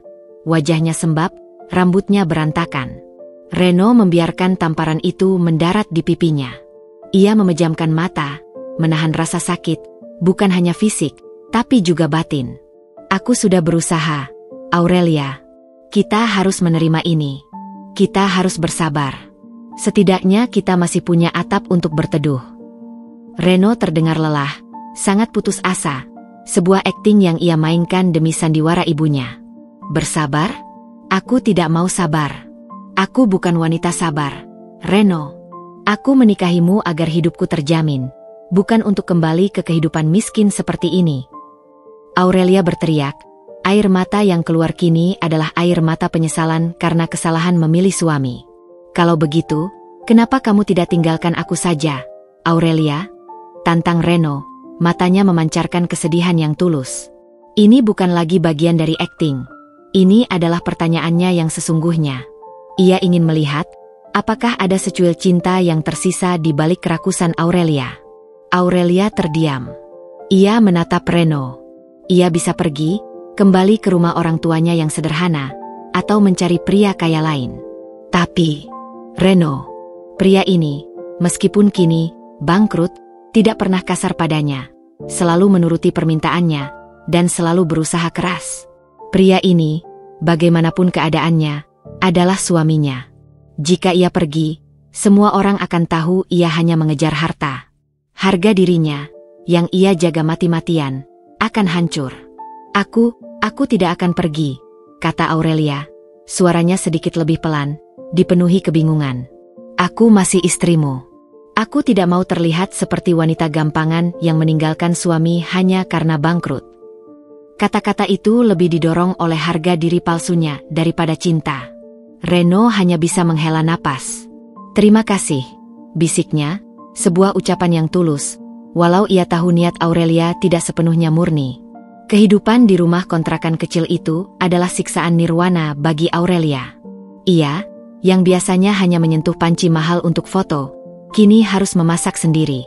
Ia yang selalu dilayani, kini harus mencuci pakaiannya sendiri. Ia mulai merasakan lelah fisik yang belum pernah ia rasakan sebelumnya. Suatu malam, saat ia sedang mencuci piring, ia tak sengaja menjatuhkan salah satu piring keramik murahan. Piring itu pecah berkeping-keping. Aduh! Aurelia berjongkok, membersihkan pecahan piring itu. Tiba-tiba, ingatannya melayang ke masa lalu, saat ia marah-marah kepada Ibu Rina karena menyentuh piring porselennya. Ia teringat bagaimana ia melarang Ibu Rina mencuci piring, lebih memilih piring itu kotor karena sisa makanan daripada kotor karena tangan si pemulung. Aku benar-benar jahat, bisik Aurelia pada dirinya sendiri.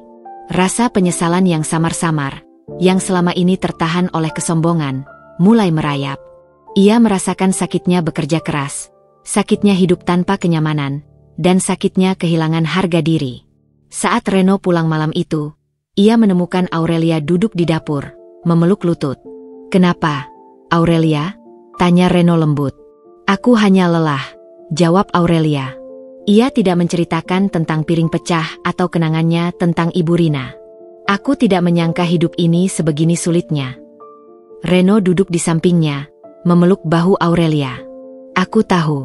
Aku janji, kita akan melewatinya bersama.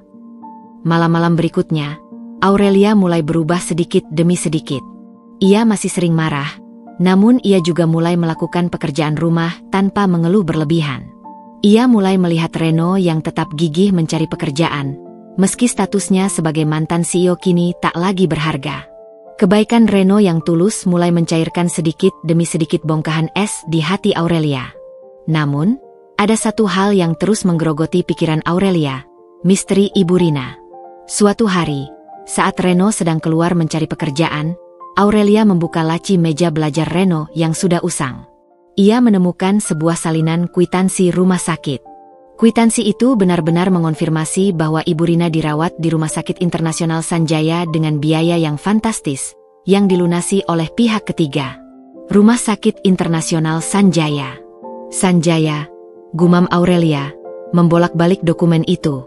Nama Sanjaya terasa familiar, seperti pernah ia dengar di ruang lingkup para konglomerat, tapi ia tak bisa mengingatnya. Tiba-tiba, ia teringat pada ucapan sekretaris Reno di telepon. Mereka semua dikendalikan oleh satu pemegang saham utama. Hanya namanya yang disebut samar-samar, pemegang saham Asia. Aurelia menyambungkan titik-titik itu. Reno tiba-tiba bangkrut karena penarikan saham besar-besaran oleh pemegang saham Asia.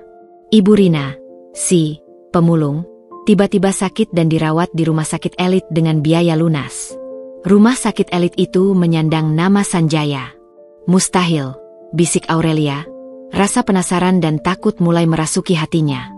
Mungkinkah si pemulung itu punya koneksi dengan pemegang saham Asia? Tapi kenapa dia harus berpura-pura menjadi pemulung? Kecurigaan ini menjadi racun manis yang merasuk ke benaknya. Ia tidak berani menceritakan kecurigaannya ini kepada Reno, takut dituduh gila atau semakin menyakiti hati suaminya. Namun, ia tidak bisa mengabaikannya. Kehidupan miskin ini telah mengajarkannya satu hal. Tidak ada yang kebetulan di dunia uang. Malam harinya, Reno pulang dengan membawa sebungkus nasi pecel lele. "Maaf, Aurelia, hari ini aku hanya dapat ini," kata Reno, menyodorkan makanan itu dengan wajah menyesal. Aurelia mengambilnya. Tidak ada lagi keluhan. Ia bahkan tersenyum tipis. "Terima kasih, Reno. Aku tahu kamu sudah berusaha." Saat mereka makan, Reno berbicara tentang masa lalunya.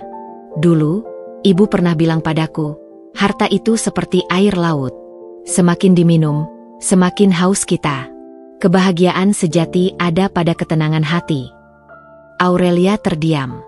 Kata-kata Ibu Rina yang diucapkan melalui Reno itu terasa seperti tebasan pedang ke hatinya. Dulu ia mengabaikan filosofi kuno seperti itu. Sekarang, setelah kehilangan segalanya, ia mulai meresapi maknanya. "Reno, bisakah kamu mengunjunginya di rumah sakit?" tanya Aurelia tiba-tiba. Reno menatap istrinya, terkejut. "Maksudmu, Ibu? Kenapa?" Aku hanya ingin tahu keadaannya. Bagaimanapun, dia ibumu. Aku ingin tahu siapa yang membayar semua biaya itu. Aku tidak mengerti, Reno. Siapa dia sebenarnya? Desak Aurelia, matanya menunjukkan percampuran antara kekhawatiran dan rasa ingin tahu yang membakar. Reno tersenyum tipis dalam hati. Ia tahu, benih penyelidikan sudah ditanam. Ujian kemiskinan dan penyesalan perlahan mulai membuahkan hasil. Aurelia tidak lagi memikirkan gaun dan berlian, tetapi mulai memikirkan orang lain dan sebuah misteri. Baiklah, Aurelia.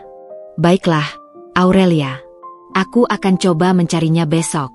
Mungkin dia sudah keluar dari rumah sakit, tapi aku akan mencari kabar darinya, janji Reno. Ia tahu, pertemuannya dengan Ibu Rina besok bukan lagi tentang mencari kabar, melainkan untuk mengatur langkah selanjutnya. Tahap kejut balik sudah hampir tiba. Mereka harus memastikan Aurelia berada di tempat yang tepat saat plot twist terjadi. Ketenangan yang menyelimuti rumah kontrakan kecil itu terasa seperti permukaan danau yang menipu. Di bawahnya, arus kecurigaan dan penyesalan Aurelia berputar kencang. Setelah kepindahannya, Aurelia memang masih sering mengeluh, tetapi intensitasnya berkurang drastis.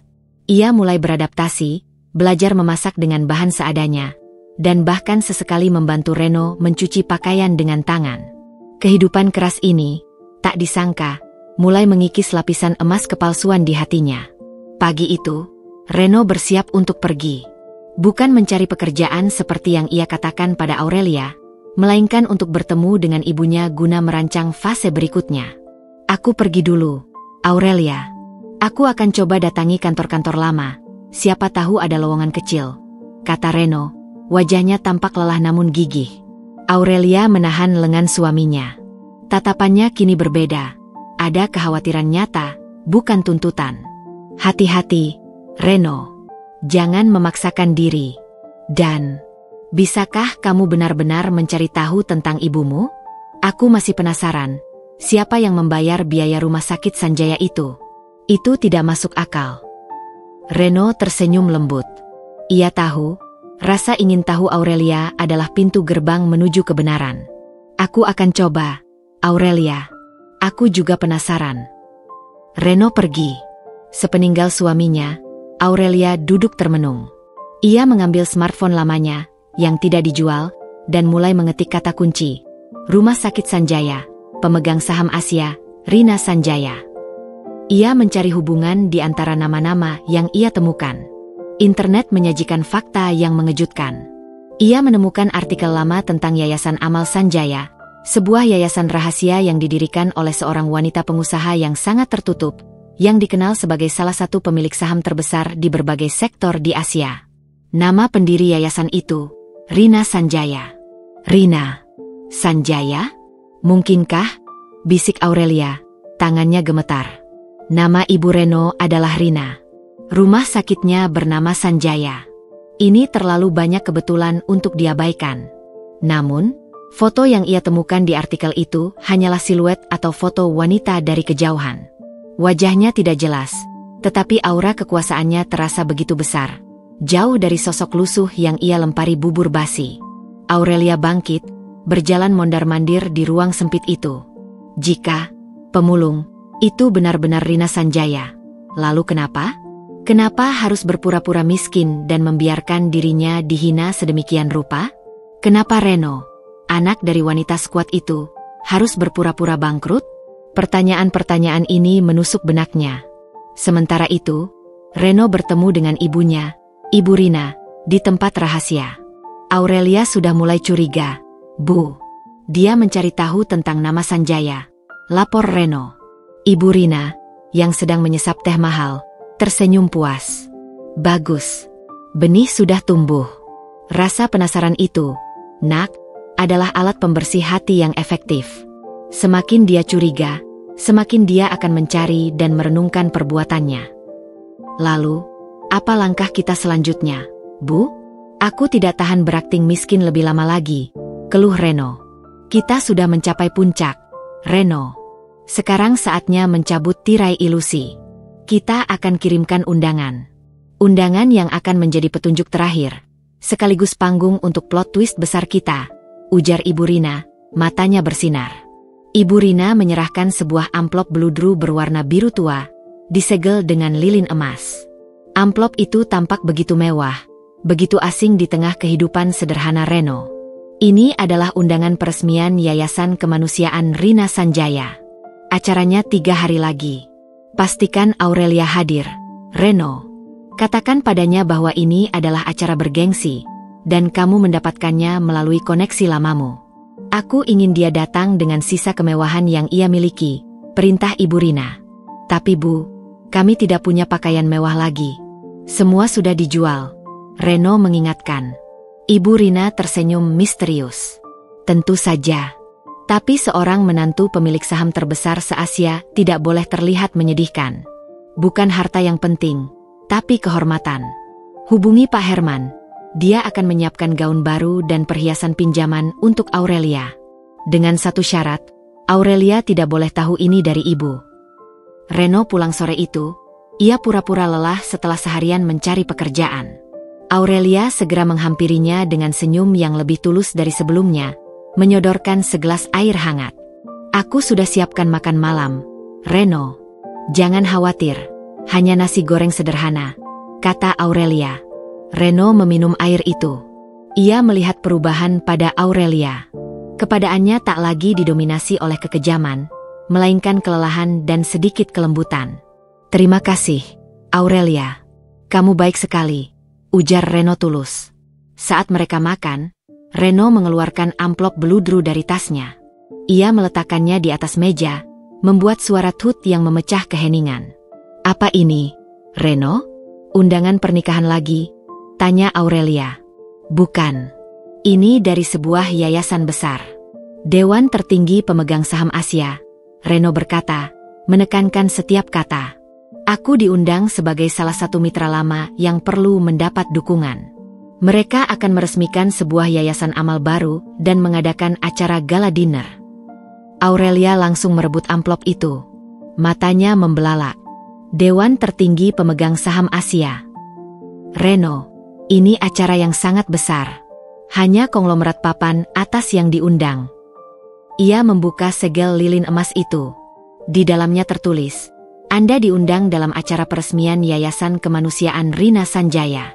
Rina Sanjaya. Aku tahu nama ini. Aurelia berseru, wajahnya menunjukkan kombinasi antara ketakutan dan kegembiraan. Dia adalah pemegang saham Asia yang dibicarakan media. Wanita yang sangat kuat dan tertutup. Reno, kamu harus pergi. Ini kesempatan kita untuk bernegosiasi. Kita diundang sebagai pasangan. Aurelia, kamu juga harus ikut, kata Reno. Ini mungkin kesempatan terakhir kita. Tapi Reno menatap pakaian mereka yang sederhana. Kita tidak punya pakaian yang layak lagi. Kita sudah menjual semuanya. Wajah Aurelia yang tadinya bersinar kembali layu. Aku tahu. Bahkan gaun pengantinku pun sudah dijual. Kita tidak mungkin datang dengan pakaian kumal ini. Reno kemudian mengeluarkan kunci mobil dan sebuah kartu kredit dari sakunya. Kunci dan kartu yang ia pinjam dari Herman. Jangan khawatir. Salah satu kenalan lamaku. Dia ingin memberikan dukungan. Dia memberikan pinjaman ini untuk kita tampil profesional malam itu. Hanya kehormatan yang bisa membuka pintu.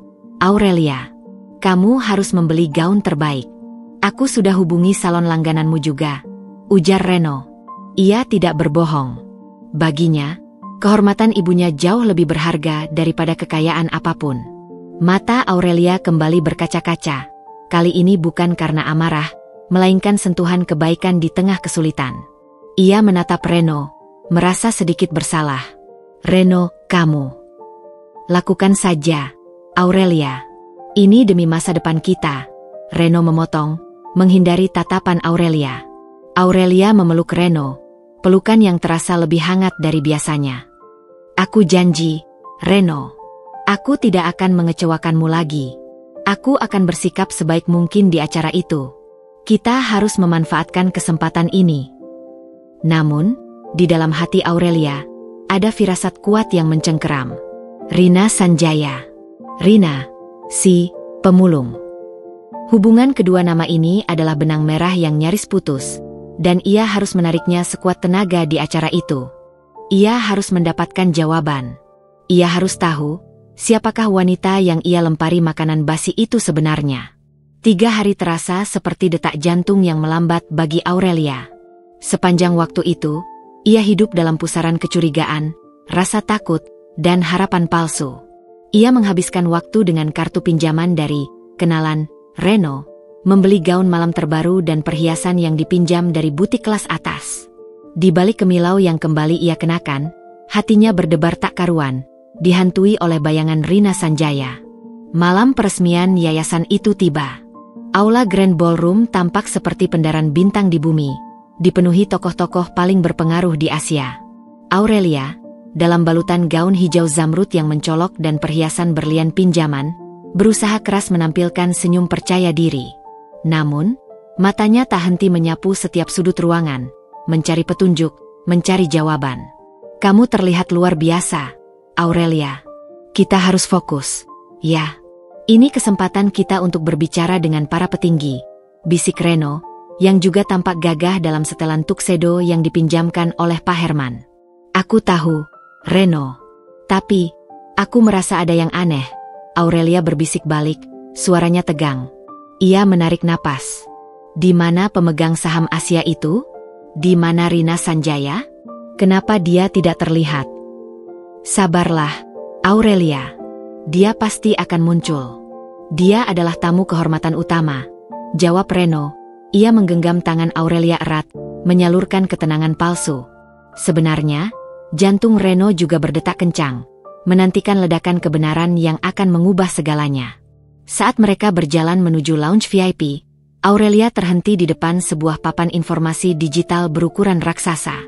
Papan itu memuat profil singkat tentang pendiri yayasan. Di atas layar terpampang sebuah foto yang besar dan jelas.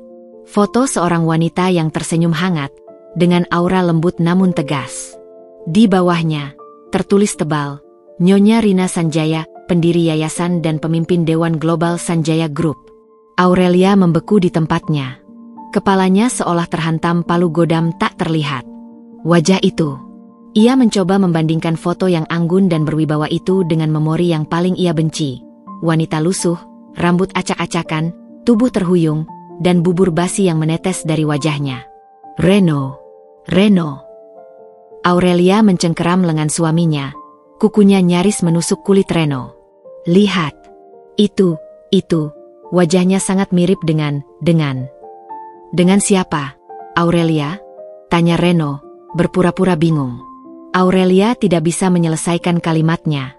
Ia tak mampu menerima fakta bahwa sosok pemulung yang ia caci maki, yang ia lempari makanan basi, kini terpajang sebagai dewi kekayaan dan kedermawanan di acara paling bergengsi ini.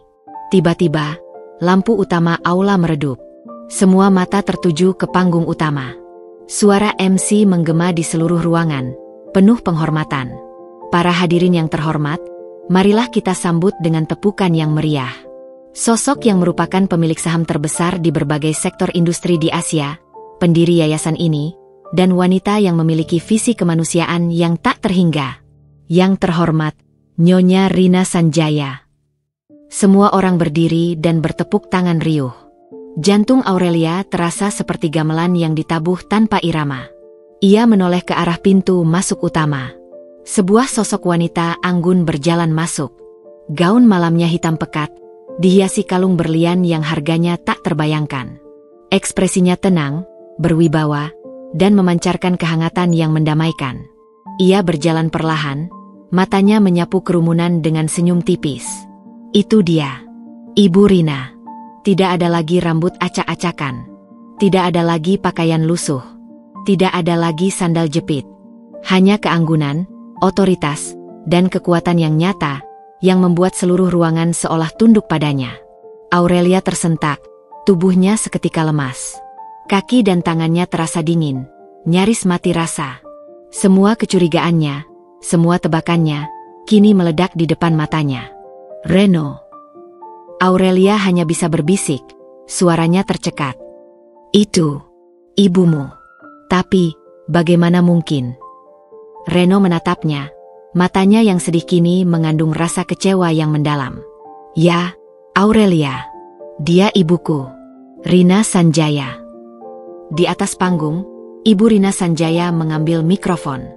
Ia berbicara dengan suara yang penuh resonansi, yang suaranya mirip dengan suara lemah yang memohon di depan pintu gudang, namun kini memiliki kekuatan ribuan kali lipat.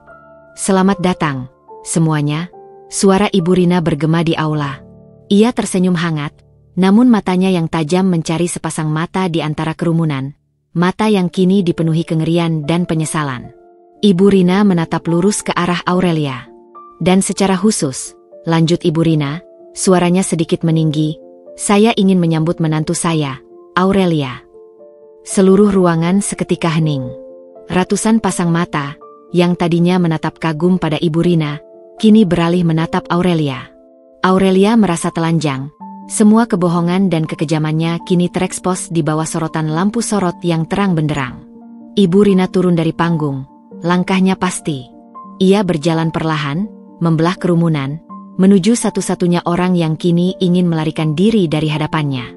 Saat Ibu Rina berdiri tepat di depan Aurelia, aura kekuasaan dan kekayaan yang terpancar darinya terasa begitu mencekik. Aurelia tak mampu mengangkat kepala. Ia hanya bisa melihat sepatu kulit mengilap Ibu Rina, yang berbanding terbalik dengan sandal jepit lusuh yang ia lempari air pel. Ibu. Aurelia berbisik, air mata panas mulai membasahi pipinya, kali ini air mata penyesalan yang murni. Ia tidak lagi memikirkan harta, ia memikirkan dosanya. Ibu Rina tersenyum, senyum yang tidak dingin, tetapi syarat akan pelajaran hidup. Kau ingat, nak, bubur basi yang kau lemparkan ke wajah ibu? Tanya Ibu Rina pelan, suaranya tenang, namun kata-katanya menusuk seperti pedang samurai yang tajam. Aurelia tidak bisa menahan dirinya lagi. Ia bersujud di kaki Ibu Rina, gaun mahalnya jatuh ke lantai marmer dingin. Keangkuhannya telah runtuh sepenuhnya. Maafkan aku, Ibu. Aku sungguh minta maaf. Aku dibutakan oleh harta dan kepalsuan. Aku menantu yang kejam. Aku monster. Aku tidak pantas untuk Reno. Aurelia menangis terseduh-seduh, isakannya memecah keheningan yang mencekam. Ia mencoba meraih kaki Ibu Rina, namun Ibu Rina diam saja. Apa yang kalian lakukan? Seru salah satu tamu, terkejut melihat pemandangan itu. Reno melangkah maju, memegang bahu Aurelia. Ibu, jangan seperti ini. Ibu Rina menatap Reno, lalu kembali menatap Aurelia yang bersujud. Biarkan dia, Reno. Dia harus mencapai dasar jurangnya untuk bisa melihat ke atas. Ibu Rina kemudian berbicara lagi. Suaranya kini terdengar oleh semua orang di ruangan itu. Bubur basi itu, Aurelia, katanya. Suaranya lembut tapi mengandung kekuatan. Itu adalah bubur termahal yang pernah ibu rasakan. Karena itu membuka mata ibu tentang hatimu. Ujian ini ibu lakukan bukan untuk menghukum, melainkan untuk menguji. Apakah di balik obsesimu pada harta, ada setitik kemanusiaan? Ternyata, di puncaknya, kamu memilih kekejaman. Aurelia mengangkat wajahnya yang basah kuyup. Aku bersalah, Ibu. Aku sungguh bersalah. Aku pantas menerima kebangkrutan ini. Kebangkrutan. Ibu Rina tertawa kecil. Tawa itu menghapus semua ilusi yang selama ini Aurelia yakini. Reno, jelaskan pada istrimu. Reno menatap Aurelia, matanya penuh cinta dan pengampunan. Aurelia, ibuku tidak pernah miskin. Baskara Group tidak pernah bangkrut. Saham yang ditarik, semua krisis keuangan yang terjadi, itu adalah sandiwara yang ibu dan aku atur, untuk menguji kesetiaanmu padaku saat kamu kehilangan segalanya. Tidak ada yang bangkrut, Aurelia. Itu hanya ilusi, sama seperti kemewahan yang dulu kamu kejar, kata Reno. Uang tidak pernah hilang, hanya dialihkan. Ibuku adalah pemilik saham terbesar, dan dia bisa mengendalikan semua pasar di Asia. Dia bisa membuatku terlihat bangkrut kapanpun dia mau. Aurelia terhuyung. Ia tidak hanya terkejut, ia merasa seperti dilahirkan kembali dari abu kehancuran. Penderitaan yang ia alami, penderitaan Reno, semua hanyalah setting panggung megah yang dikendalikan oleh wanita yang ia lempari makanan basi. Semua ini karena bubur basi itu? Tanya Aurelia, suaranya bergetar. Ibu Rina mengangguk. Ya, nak, kekayaan ibu tidak butuh menantu kaya. Kekayaan ibu butuh menantu yang berhati nurani, yang bisa mencintai putra ibu apa adanya. Ujian sudah selesai, Aurelia. Sekarang, tunjukkan pada ibu, siapa kamu sebenarnya. Aurelia tidak menjawab. Ia hanya terus menangis, merasakan beban dosa di hatinya perlahan terlepas. Ia tahu, momen ini adalah titik balik hidupnya. Seluruh aula Grand Ballroom membeku dalam keheningan yang tebal, bagaikan lukisan minyak yang baru selesai dibuat, penuh dengan emosi yang kompleks. Semua mata tertuju pada Aurelia yang bersujud di kaki seorang wanita yang baru saja terungkap sebagai salah satu figur paling berkuasa di Asia. Wanita yang ia lempari makanan basi. Aurelia tidak peduli pada kerumunan. Seluruh tubuhnya gemetar, bukan lagi karena kemarahan atau ketakutan, melainkan karena terpaan badai penyesalan yang tak tertahankan. Ia menyadari, kekejaman yang ia lakukan di masa lalu kini terbayar dengan harga yang sangat mahal. Hancurnya harga diri, runtuhnya ambisi palsu, dan pengungkapan betapa dangkalnya ia selama ini. Ibu Rina, dengan keanggunan seorang ratu, membungkuk dan meletakkan tangannya di bahu Aurelia. Sentuhan itu terasa hangat, berbeda dengan pandangan sinis yang selama ini ia terima. Bangunlah, nak Aurelia, ujar Ibu Rina dengan suara lembut namun berwibawa.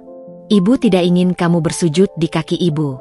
Ibu ingin kamu bangkit, dan berhadapan dengan hati nuranimu sendiri. Reno membantu Aurelia berdiri. Wajah Aurelia basah kuyup, riasan mewahnya luntur bercampur air mata. Ia menatap Ibu Rina, matanya mencari pengampunan yang tak mungkin ia dapatkan. Ibu, aku tidak tahu harus berkata apa, Aurelia terisak. Aku pantas menerima semua ini. Aku pantas bangkrut. Aku pantas dihina.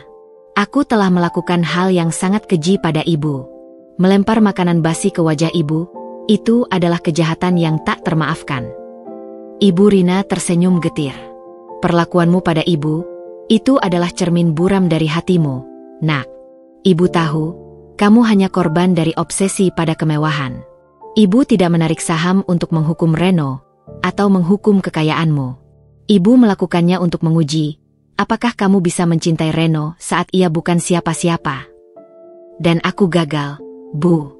Aku meninggalkannya, aku menuntutnya, aku menamparnya. Aurelia menunduk, tak sanggup menatap mata suaminya. Aku hanya mencintai uangnya. Reno merangkul bahu Aurelia.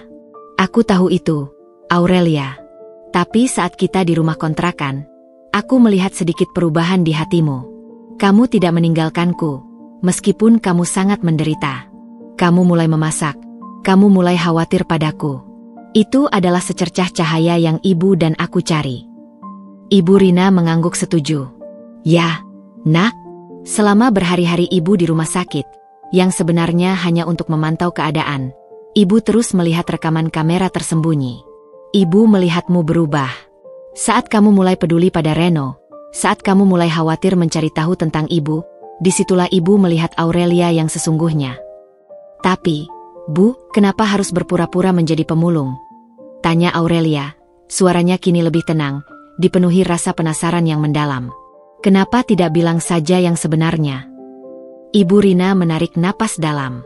Karena kebenaran itu tidak akan menguji hatimu. Jika ibu datang sebagai Rina Sanjaya, kamu akan menghormati ibu karena kekuasaan ibu, bukan karena hati ibu. Ibu hanya ingin mencari tahu, apakah menantu ibu memiliki nilai kemanusiaan dasar, yaitu belas kasihan pada orang yang lebih lemah. Ia melihat piring plastik murahan yang pernah Aurelia berikan. Ia teringat bubur basi yang ia lemparkan. Ia teringat betapa ia menolak Ibu Rina hanya karena penampilannya. Rasa malu itu kini terasa seperti rantai besi yang membelenggu jiwanya. Aku minta maaf, Ibu. Aku sudah menghina Ibu. Aku sudah merendahkan Ibu. Aku tidak peduli dengan uang Ibu lagi. Yang aku butuhkan sekarang adalah pengampunan Ibu, kata Aurelia, kini berbicara dari lubuk hati yang paling dalam. Tidak ada lagi kepalsuan di matanya, hanya ketulusan yang murni. Ibu Rina memegang kedua tangan Aurelia. Sentuhan Ibu Rina terasa lembut, layaknya embun pagi yang menyejukkan. Nak Aurelia, kata Ibu Rina, suaranya tegas dan menyentuh hati. Ibu tidak mencari menantu yang sempurna. Ibu juga tidak mencari menantu yang kaya. Ibu hanya mencari menantu yang berhati. Meskipun kamu melakukan kesalahan fatal, kamu sudah menunjukkan penyesalan yang mendalam. Ibu memaafkanmu, nak. Mendengar kata, memaafkan, dari bibir wanita yang memiliki kekuatan untuk menghancurkan hidupnya, Aurelia langsung menangis terseduh-seduh. Air mata itu adalah luapan segala rasa bersalah, rasa lega, dan syukur yang tak terkira. Ia memeluk Ibu Rina, pelukan yang terasa berbeda dari pelukan manja pada Reno. Ini adalah pelukan yang tulus, pelukan yang mengikat mereka sebagai ibu dan anak. Reno tersenyum lega. Badai telah berlalu, dan pelangi kini terlihat. Kerumunan tamu, yang selama ini dia menyaksikan drama tak terduga itu, mulai berbisik-bisik. Ibu Rina menoleh ke arah mereka, ekspresinya kembali profesional. Semuanya, saya minta maaf atas drama keluarga ini, kata Ibu Rina, suaranya lantang. Namun, inilah inti dari didirikannya yayasan ini. Kemanusiaan tidak mengenal status dan penampilan. Anak saya, Aurelia, telah melewati ujian yang sangat berat, dan ia telah menemukan kembali hatinya. Ia adalah menantu yang saya inginkan, yang bisa mencintai putra saya apa adanya. Ibu Rina kemudian menoleh ke Reno. Reno, jelaskan pada semua orang tentang kondisi Baskara Group. Reno berdiri tegak. Para hadirin, kabar tentang kebangkrutan Baskara Group adalah sandiwara. Baskara Group, bersama dengan semua aset Sanjaya Group, kini lebih kuat dari sebelumnya. Semuanya akan kembali normal mulai besok. Kami, Sanjaya Group, akan berfokus pada proyek kemanusiaan besar-besaran yang dipimpin oleh yayasan ini. Reno lalu tersenyum pada Aurelia. Ibu menarik saham bukan untuk menghancurkan, tapi untuk menguji kesetiaanmu pada suamimu saat ia jatuh miskin. Dan kamu, Aurelia, kamu berhasil melewatinya. Aurelia menatap Reno dengan air mata bahagia. Ia menyadari betapa bodohnya ia dulu. Harta yang ia kejar mati-matian, ternyata tak lebih dari debu di telapak tangan mertuanya. Aku akan mencintai ibu dan Reno dengan tulus, Bu. Aku janji, aku tidak akan pernah mengecewakan ibu lagi. Aku akan belajar tentang nilai-nilai kemanusiaan, janji Aurelia, suaranya penuh tekad baru. Ibu Rina memeluk Aurelia sekali lagi. Itulah yang ibu inginkan. Selamat datang di keluarga, Aurelia. Selamat datang di kehidupan yang sebenarnya. Setelah kebenaran terungkap di tengah keramaian Grand Ballroom, Kehidupan Aurelia tidak serta-merta kembali pada kemewahan yang dulu ia puja. Ujian telah selesai, tetapi pelajaran hidup baru dimulai. Ibu Rina, dengan kebijaksanaannya yang kini diakui Aurelia, tahu bahwa pengampunan harus diikuti dengan pembuktian diri yang tulus. Keesokan harinya, Aurelia bangun, bukan di rumah kontrakan sempit, melainkan di salah satu kamar tamu di rumah utama keluarga Sanjaya. Sebuah mansion yang membuat apartemen mewah mereka dulu terlihat seperti rumah boneka. Namun, kamar itu tidak membuatnya gembira. Ia merasa hampa, seperti seorang prajurit yang kembali dari medan perang, membawa bekas luka batin yang tak terlihat. Ia menemukan Reno sudah menunggu di ruang makan yang megah. Meja dipenuhi sarapan mewah yang disajikan oleh beberapa pelayan. "Pagi, Aurelia. Ibu menunggu kita di ruang kerja," kata Reno. Tatapannya lembut, penuh pengertian. Aurelia duduk, merasa canggung. Ia melihat pelayan yang berdiri di sudut, menunggu perintahnya. Dulu, ia pasti akan memerintah mereka dengan angkuh. Kini, ia hanya tersenyum tipis dan berterima kasih. "Reno, aku masih merasa malu," bisik Aurelia, suaranya parau. "Aku tidak pantas kembali ke sini. Aku harus kembali ke rumah kontrakan itu dan mulai hidup dari nol." "Tidak, Aurelia. Ibu tidak ingin kamu kembali ke kemiskinan. Ibu ingin kamu kembali ke dirimu yang sebenarnya, dan belajar menggunakan hati," jawab Reno. Ia menggenggam tangan istrinya yang kini terasa lebih hangat. "Semua aset sudah kembali, dan Baskara Group akan segera membuat pernyataan resmi. Sandiwara sudah usai, sayang. Sekarang, ibu hanya ingin kamu menjalankan tugas baru." Mereka berjalan menuju ruang kerja Ibu Rina.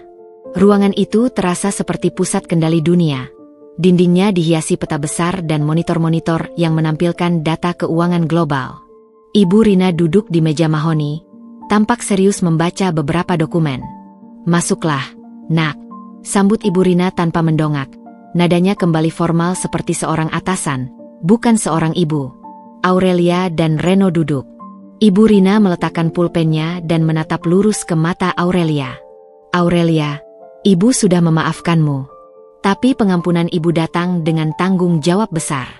Kau harus membuktikan kepada ibu, pada Reno, dan yang paling penting, pada dirimu sendiri, bahwa hatimu sudah benar-benar pulih."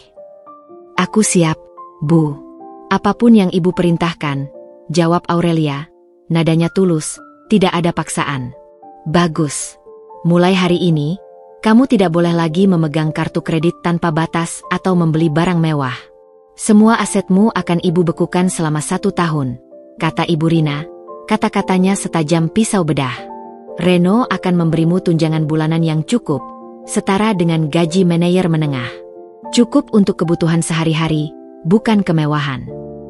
Aurelia hanya mengangguk, menerima hukuman itu dengan lapang dada. "Dan pekerjaanmu," lanjut Ibu Rina, mengambil sebuah map dan menyerahkannya pada Aurelia. "Kamu akan bekerja di Yayasan Kemanusiaan Rina Sanjaya. Bukan sebagai direktur, bukan sebagai sosialite yang hanya datang untuk berfoto. Kamu akan bekerja sebagai koordinator lapangan, yang bertanggung jawab mengurus logistik, berhadapan langsung dengan orang-orang miskin, tunawisma, dan kaum rentan." Mendengar kata koordinator lapangan, Aurelia terperangah. Ia, yang hanya mengenal sepatu hak tinggi dan ballroom berkarpet, kini harus berhadapan dengan lumpur dan keringat. "Ibu ingin kamu melayani, Aurelia. Ibu ingin kamu melihat dengan mata kepalamu sendiri, betapa berharganya sepotong nasi hangat dan selembar selimut. Ibu ingin kamu melihat bahwa orang miskin tidak menjijikkan, mereka hanya membutuhkan uluran tangan. Dan kamu, Nak, harus menjadi tangan itu," jelas Ibu Rina. Air mata Aurelia kembali mengalir. Tetapi kali ini, air mata itu terasa membersihkan. Ia ingat bagaimana ia menghina Ibu Rina karena pakaian lusuhnya, karena bau, kotoran jalanan. Kini, ia harus menjadi bagian dari orang-orang itu. "Aku akan melakukannya, Bu. Aku akan membuktikan bahwa aku bisa," janji Aurelia. Minggu-minggu pertama adalah masa uji coba yang menyakitkan. Aurelia, yang kini harus bangun subuh dan mengenakan seragam lapangan sederhana, merasa asing dengan kehidupannya yang baru. "Aku tidak percaya. Dulu aku hanya bangun untuk mencari diskon Hermes. Sekarang aku bangun untuk mengangkut karung beras, gumam Aurelia suatu sore, saat ia dan Reno kembali dari lokasi distribusi bantuan. Reno, yang kini kembali bekerja sebagai CEO Baskara Group, tetapi tetap meluangkan waktu mendampingi Aurelia di lapangan, tersenyum. Itu bagus, Aurelia. Itu artinya kamu sudah menemukan tujuan yang lebih besar. Di lapangan, Aurelia harus berhadapan dengan kenyataan pahit kemiskinan. Ia harus mendengar cerita-cerita sedih para ibu, melihat anak-anak kecil yang kelaparan, dan membantu orang tua yang sakit. Pada satu momen, saat ia sedang membagikan makanan kepada para tunawisma, ia melihat seorang wanita tua, mirip dengan penampilan Ibu Rina dulu. Wanita tua itu menatapnya dengan tatapan memelas. Aurelia, tanpa ragu, mengambil bubur hangat yang baru saja ia masak dan menyodorkannya. "Makanlah, Bu. Ini hangat dan bersih," kata Aurelia, suaranya tulus. Ia bahkan tidak merasa jijik saat tangan wanita itu yang kasar menyentuh tangannya.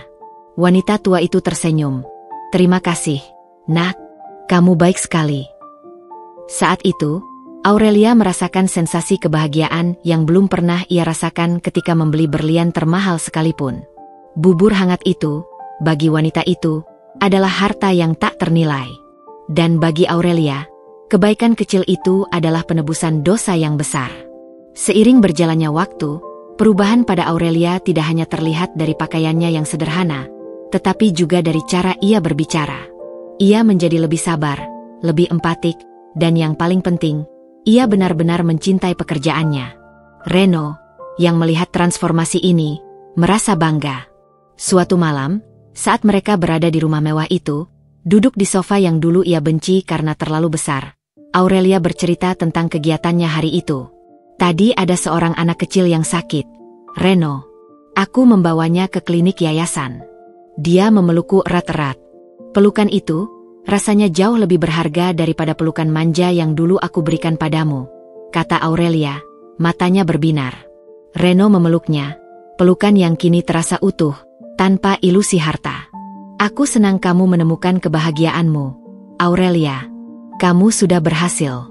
Kamu bukan lagi wanita yang mencintai emas, tapi wanita yang berhati emas." Ibu Rina, yang sengaja berjalan melewati ruang keluarga, berhenti dan tersenyum. "Aurelia," panggil Ibu Rina. "Bagaimana proyek pengadaan air bersih di desa terpencil itu? Ibu ingin laporan tertulis minggu depan." Aurelia segera bangkit, wajahnya bersemangat. "Sudah, Bu. Kami sudah mengecek lokasinya. Tapi ada satu masalah. Biaya transportasinya membengkak karena medan yang sulit.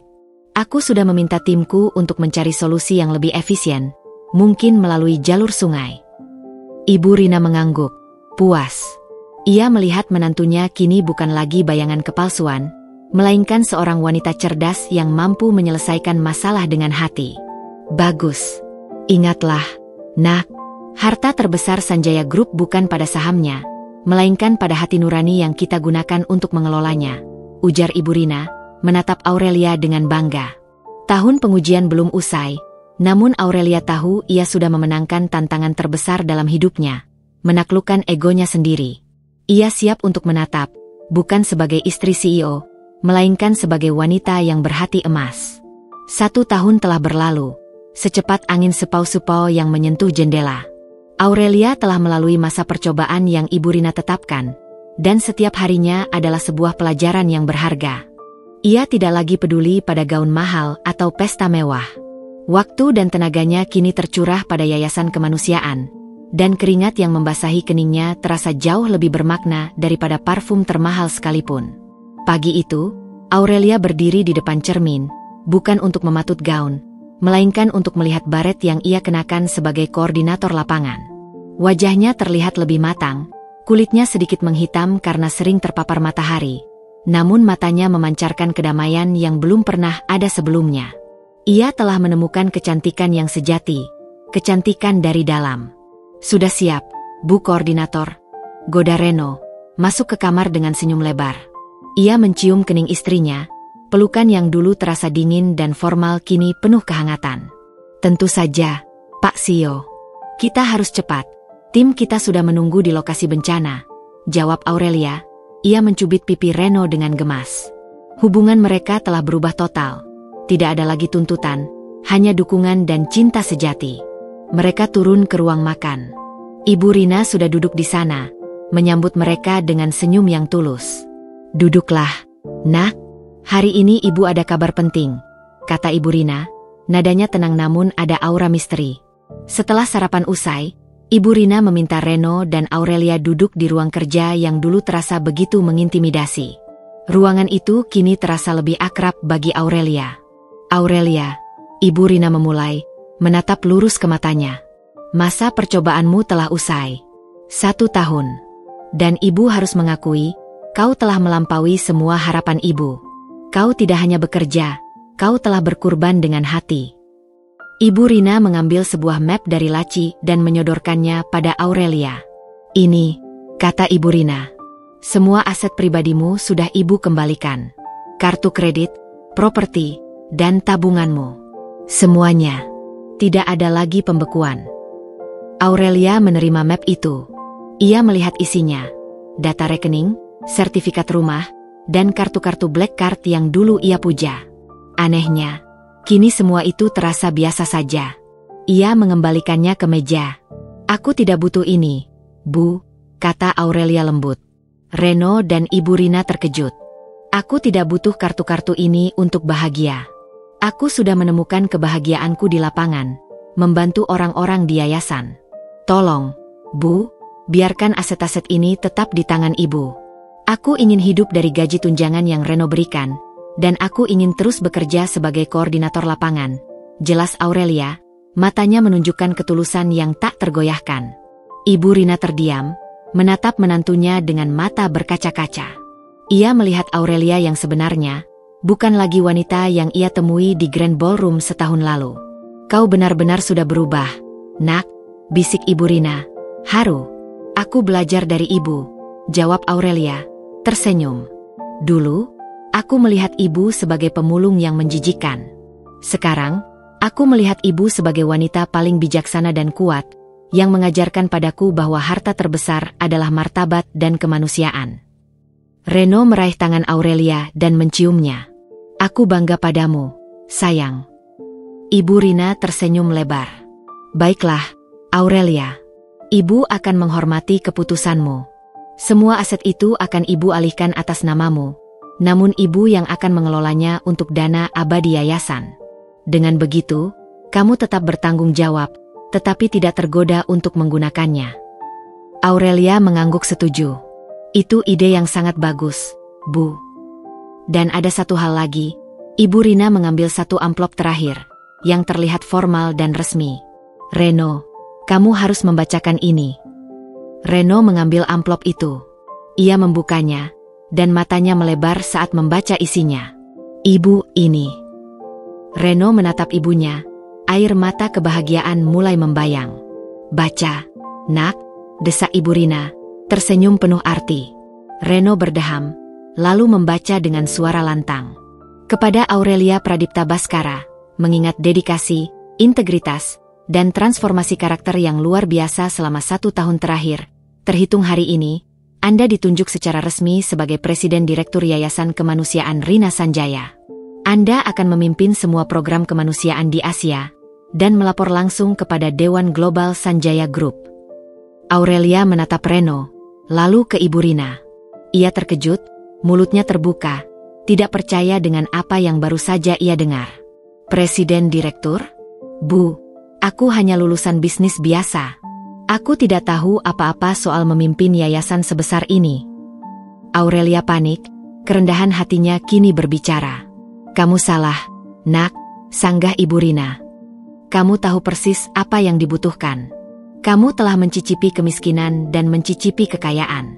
Kamu tahu apa artinya dihakimi dan apa artinya mengasihi. Penderitaanmu yang dulu adalah modal terbesarmu sekarang. Posisi ini bukan tentang angka atau gelar, Aurelia. Ini tentang hati. Dan hatimu sudah diuji di ladang yang paling keras. Kamu pantas mendapatkannya, Nak. Ini adalah kepercayaan total yang ibu berikan padamu," tegas Ibu Rina, matanya bersinar penuh kasih. Aurelia tidak bisa menahan harunya. Ia bangkit dan memeluk Ibu Rina erat-erat. Terima kasih, Ibu. Aku tidak akan mengecewakan Ibu. Sekarang, mari kita rayakan ini. Anggap saja ini sebagai pesta pernikahanmu yang tertunda, ujar Ibu Rina, matanya mengedip. Malam harinya, keluarga kecil itu merayakan di rumah. Tidak ada ballroom, tidak ada sosialite, hanya makan malam hangat di ruang keluarga. Aku masih tidak percaya, Bu. Aku adalah presiden direktur. Aku harus memimpin ribuan orang, kata Aurelia, masih terkejut. Kamu pasti bisa, sayang. Aku akan selalu mendukungmu. Dulu, kamu adalah api tanpa asap yang membakar. Sekarang, kamu adalah cahaya tanpa bayangan yang menerangi, kata Reno, mencium tangan istrinya. Ingatlah satu hal, Aurelia, Ibu Rina menyela, memegang gelas wine. Di dunia ini, ada orang yang mengejar uang dengan hati kotor, dan ada orang yang diberi uang karena memiliki hati yang bersih. Kamu sekarang termasuk golongan kedua. Aku mengerti, Bu. Aku akan menjadikan yayasan ini lebih besar dari Baskara Group. Aku ingin menunjukkan pada dunia bahwa kekayaan sejati adalah kekayaan jiwa, janji Aurelia. Ibu Rina tersenyum, senyum yang menunjukkan akhir dari sebuah skenario panjang dan rumit. Ia mengangkat gelasnya. Untuk Aurelia, menantu yang kejam, yang akhirnya menjadi menantu yang berhati emas, kata Ibu Rina. Untuk Ibu Rina, pemulung paling kaya dan bijaksana di dunia, balas Aurelia tulus, matanya berkaca-kaca. Reno memeluk kedua wanita penting dalam hidupnya. Ia tahu, kebahagiaan sejati mereka tidak dimulai di Grand Ballroom, tetapi di rumah kontrakan kecil, di bawah guyuran bubur basi. Cerita mereka telah menemukan akhir yang indah, sebuah epilog yang ditulis dengan tinta pengampunan dan emas tulus.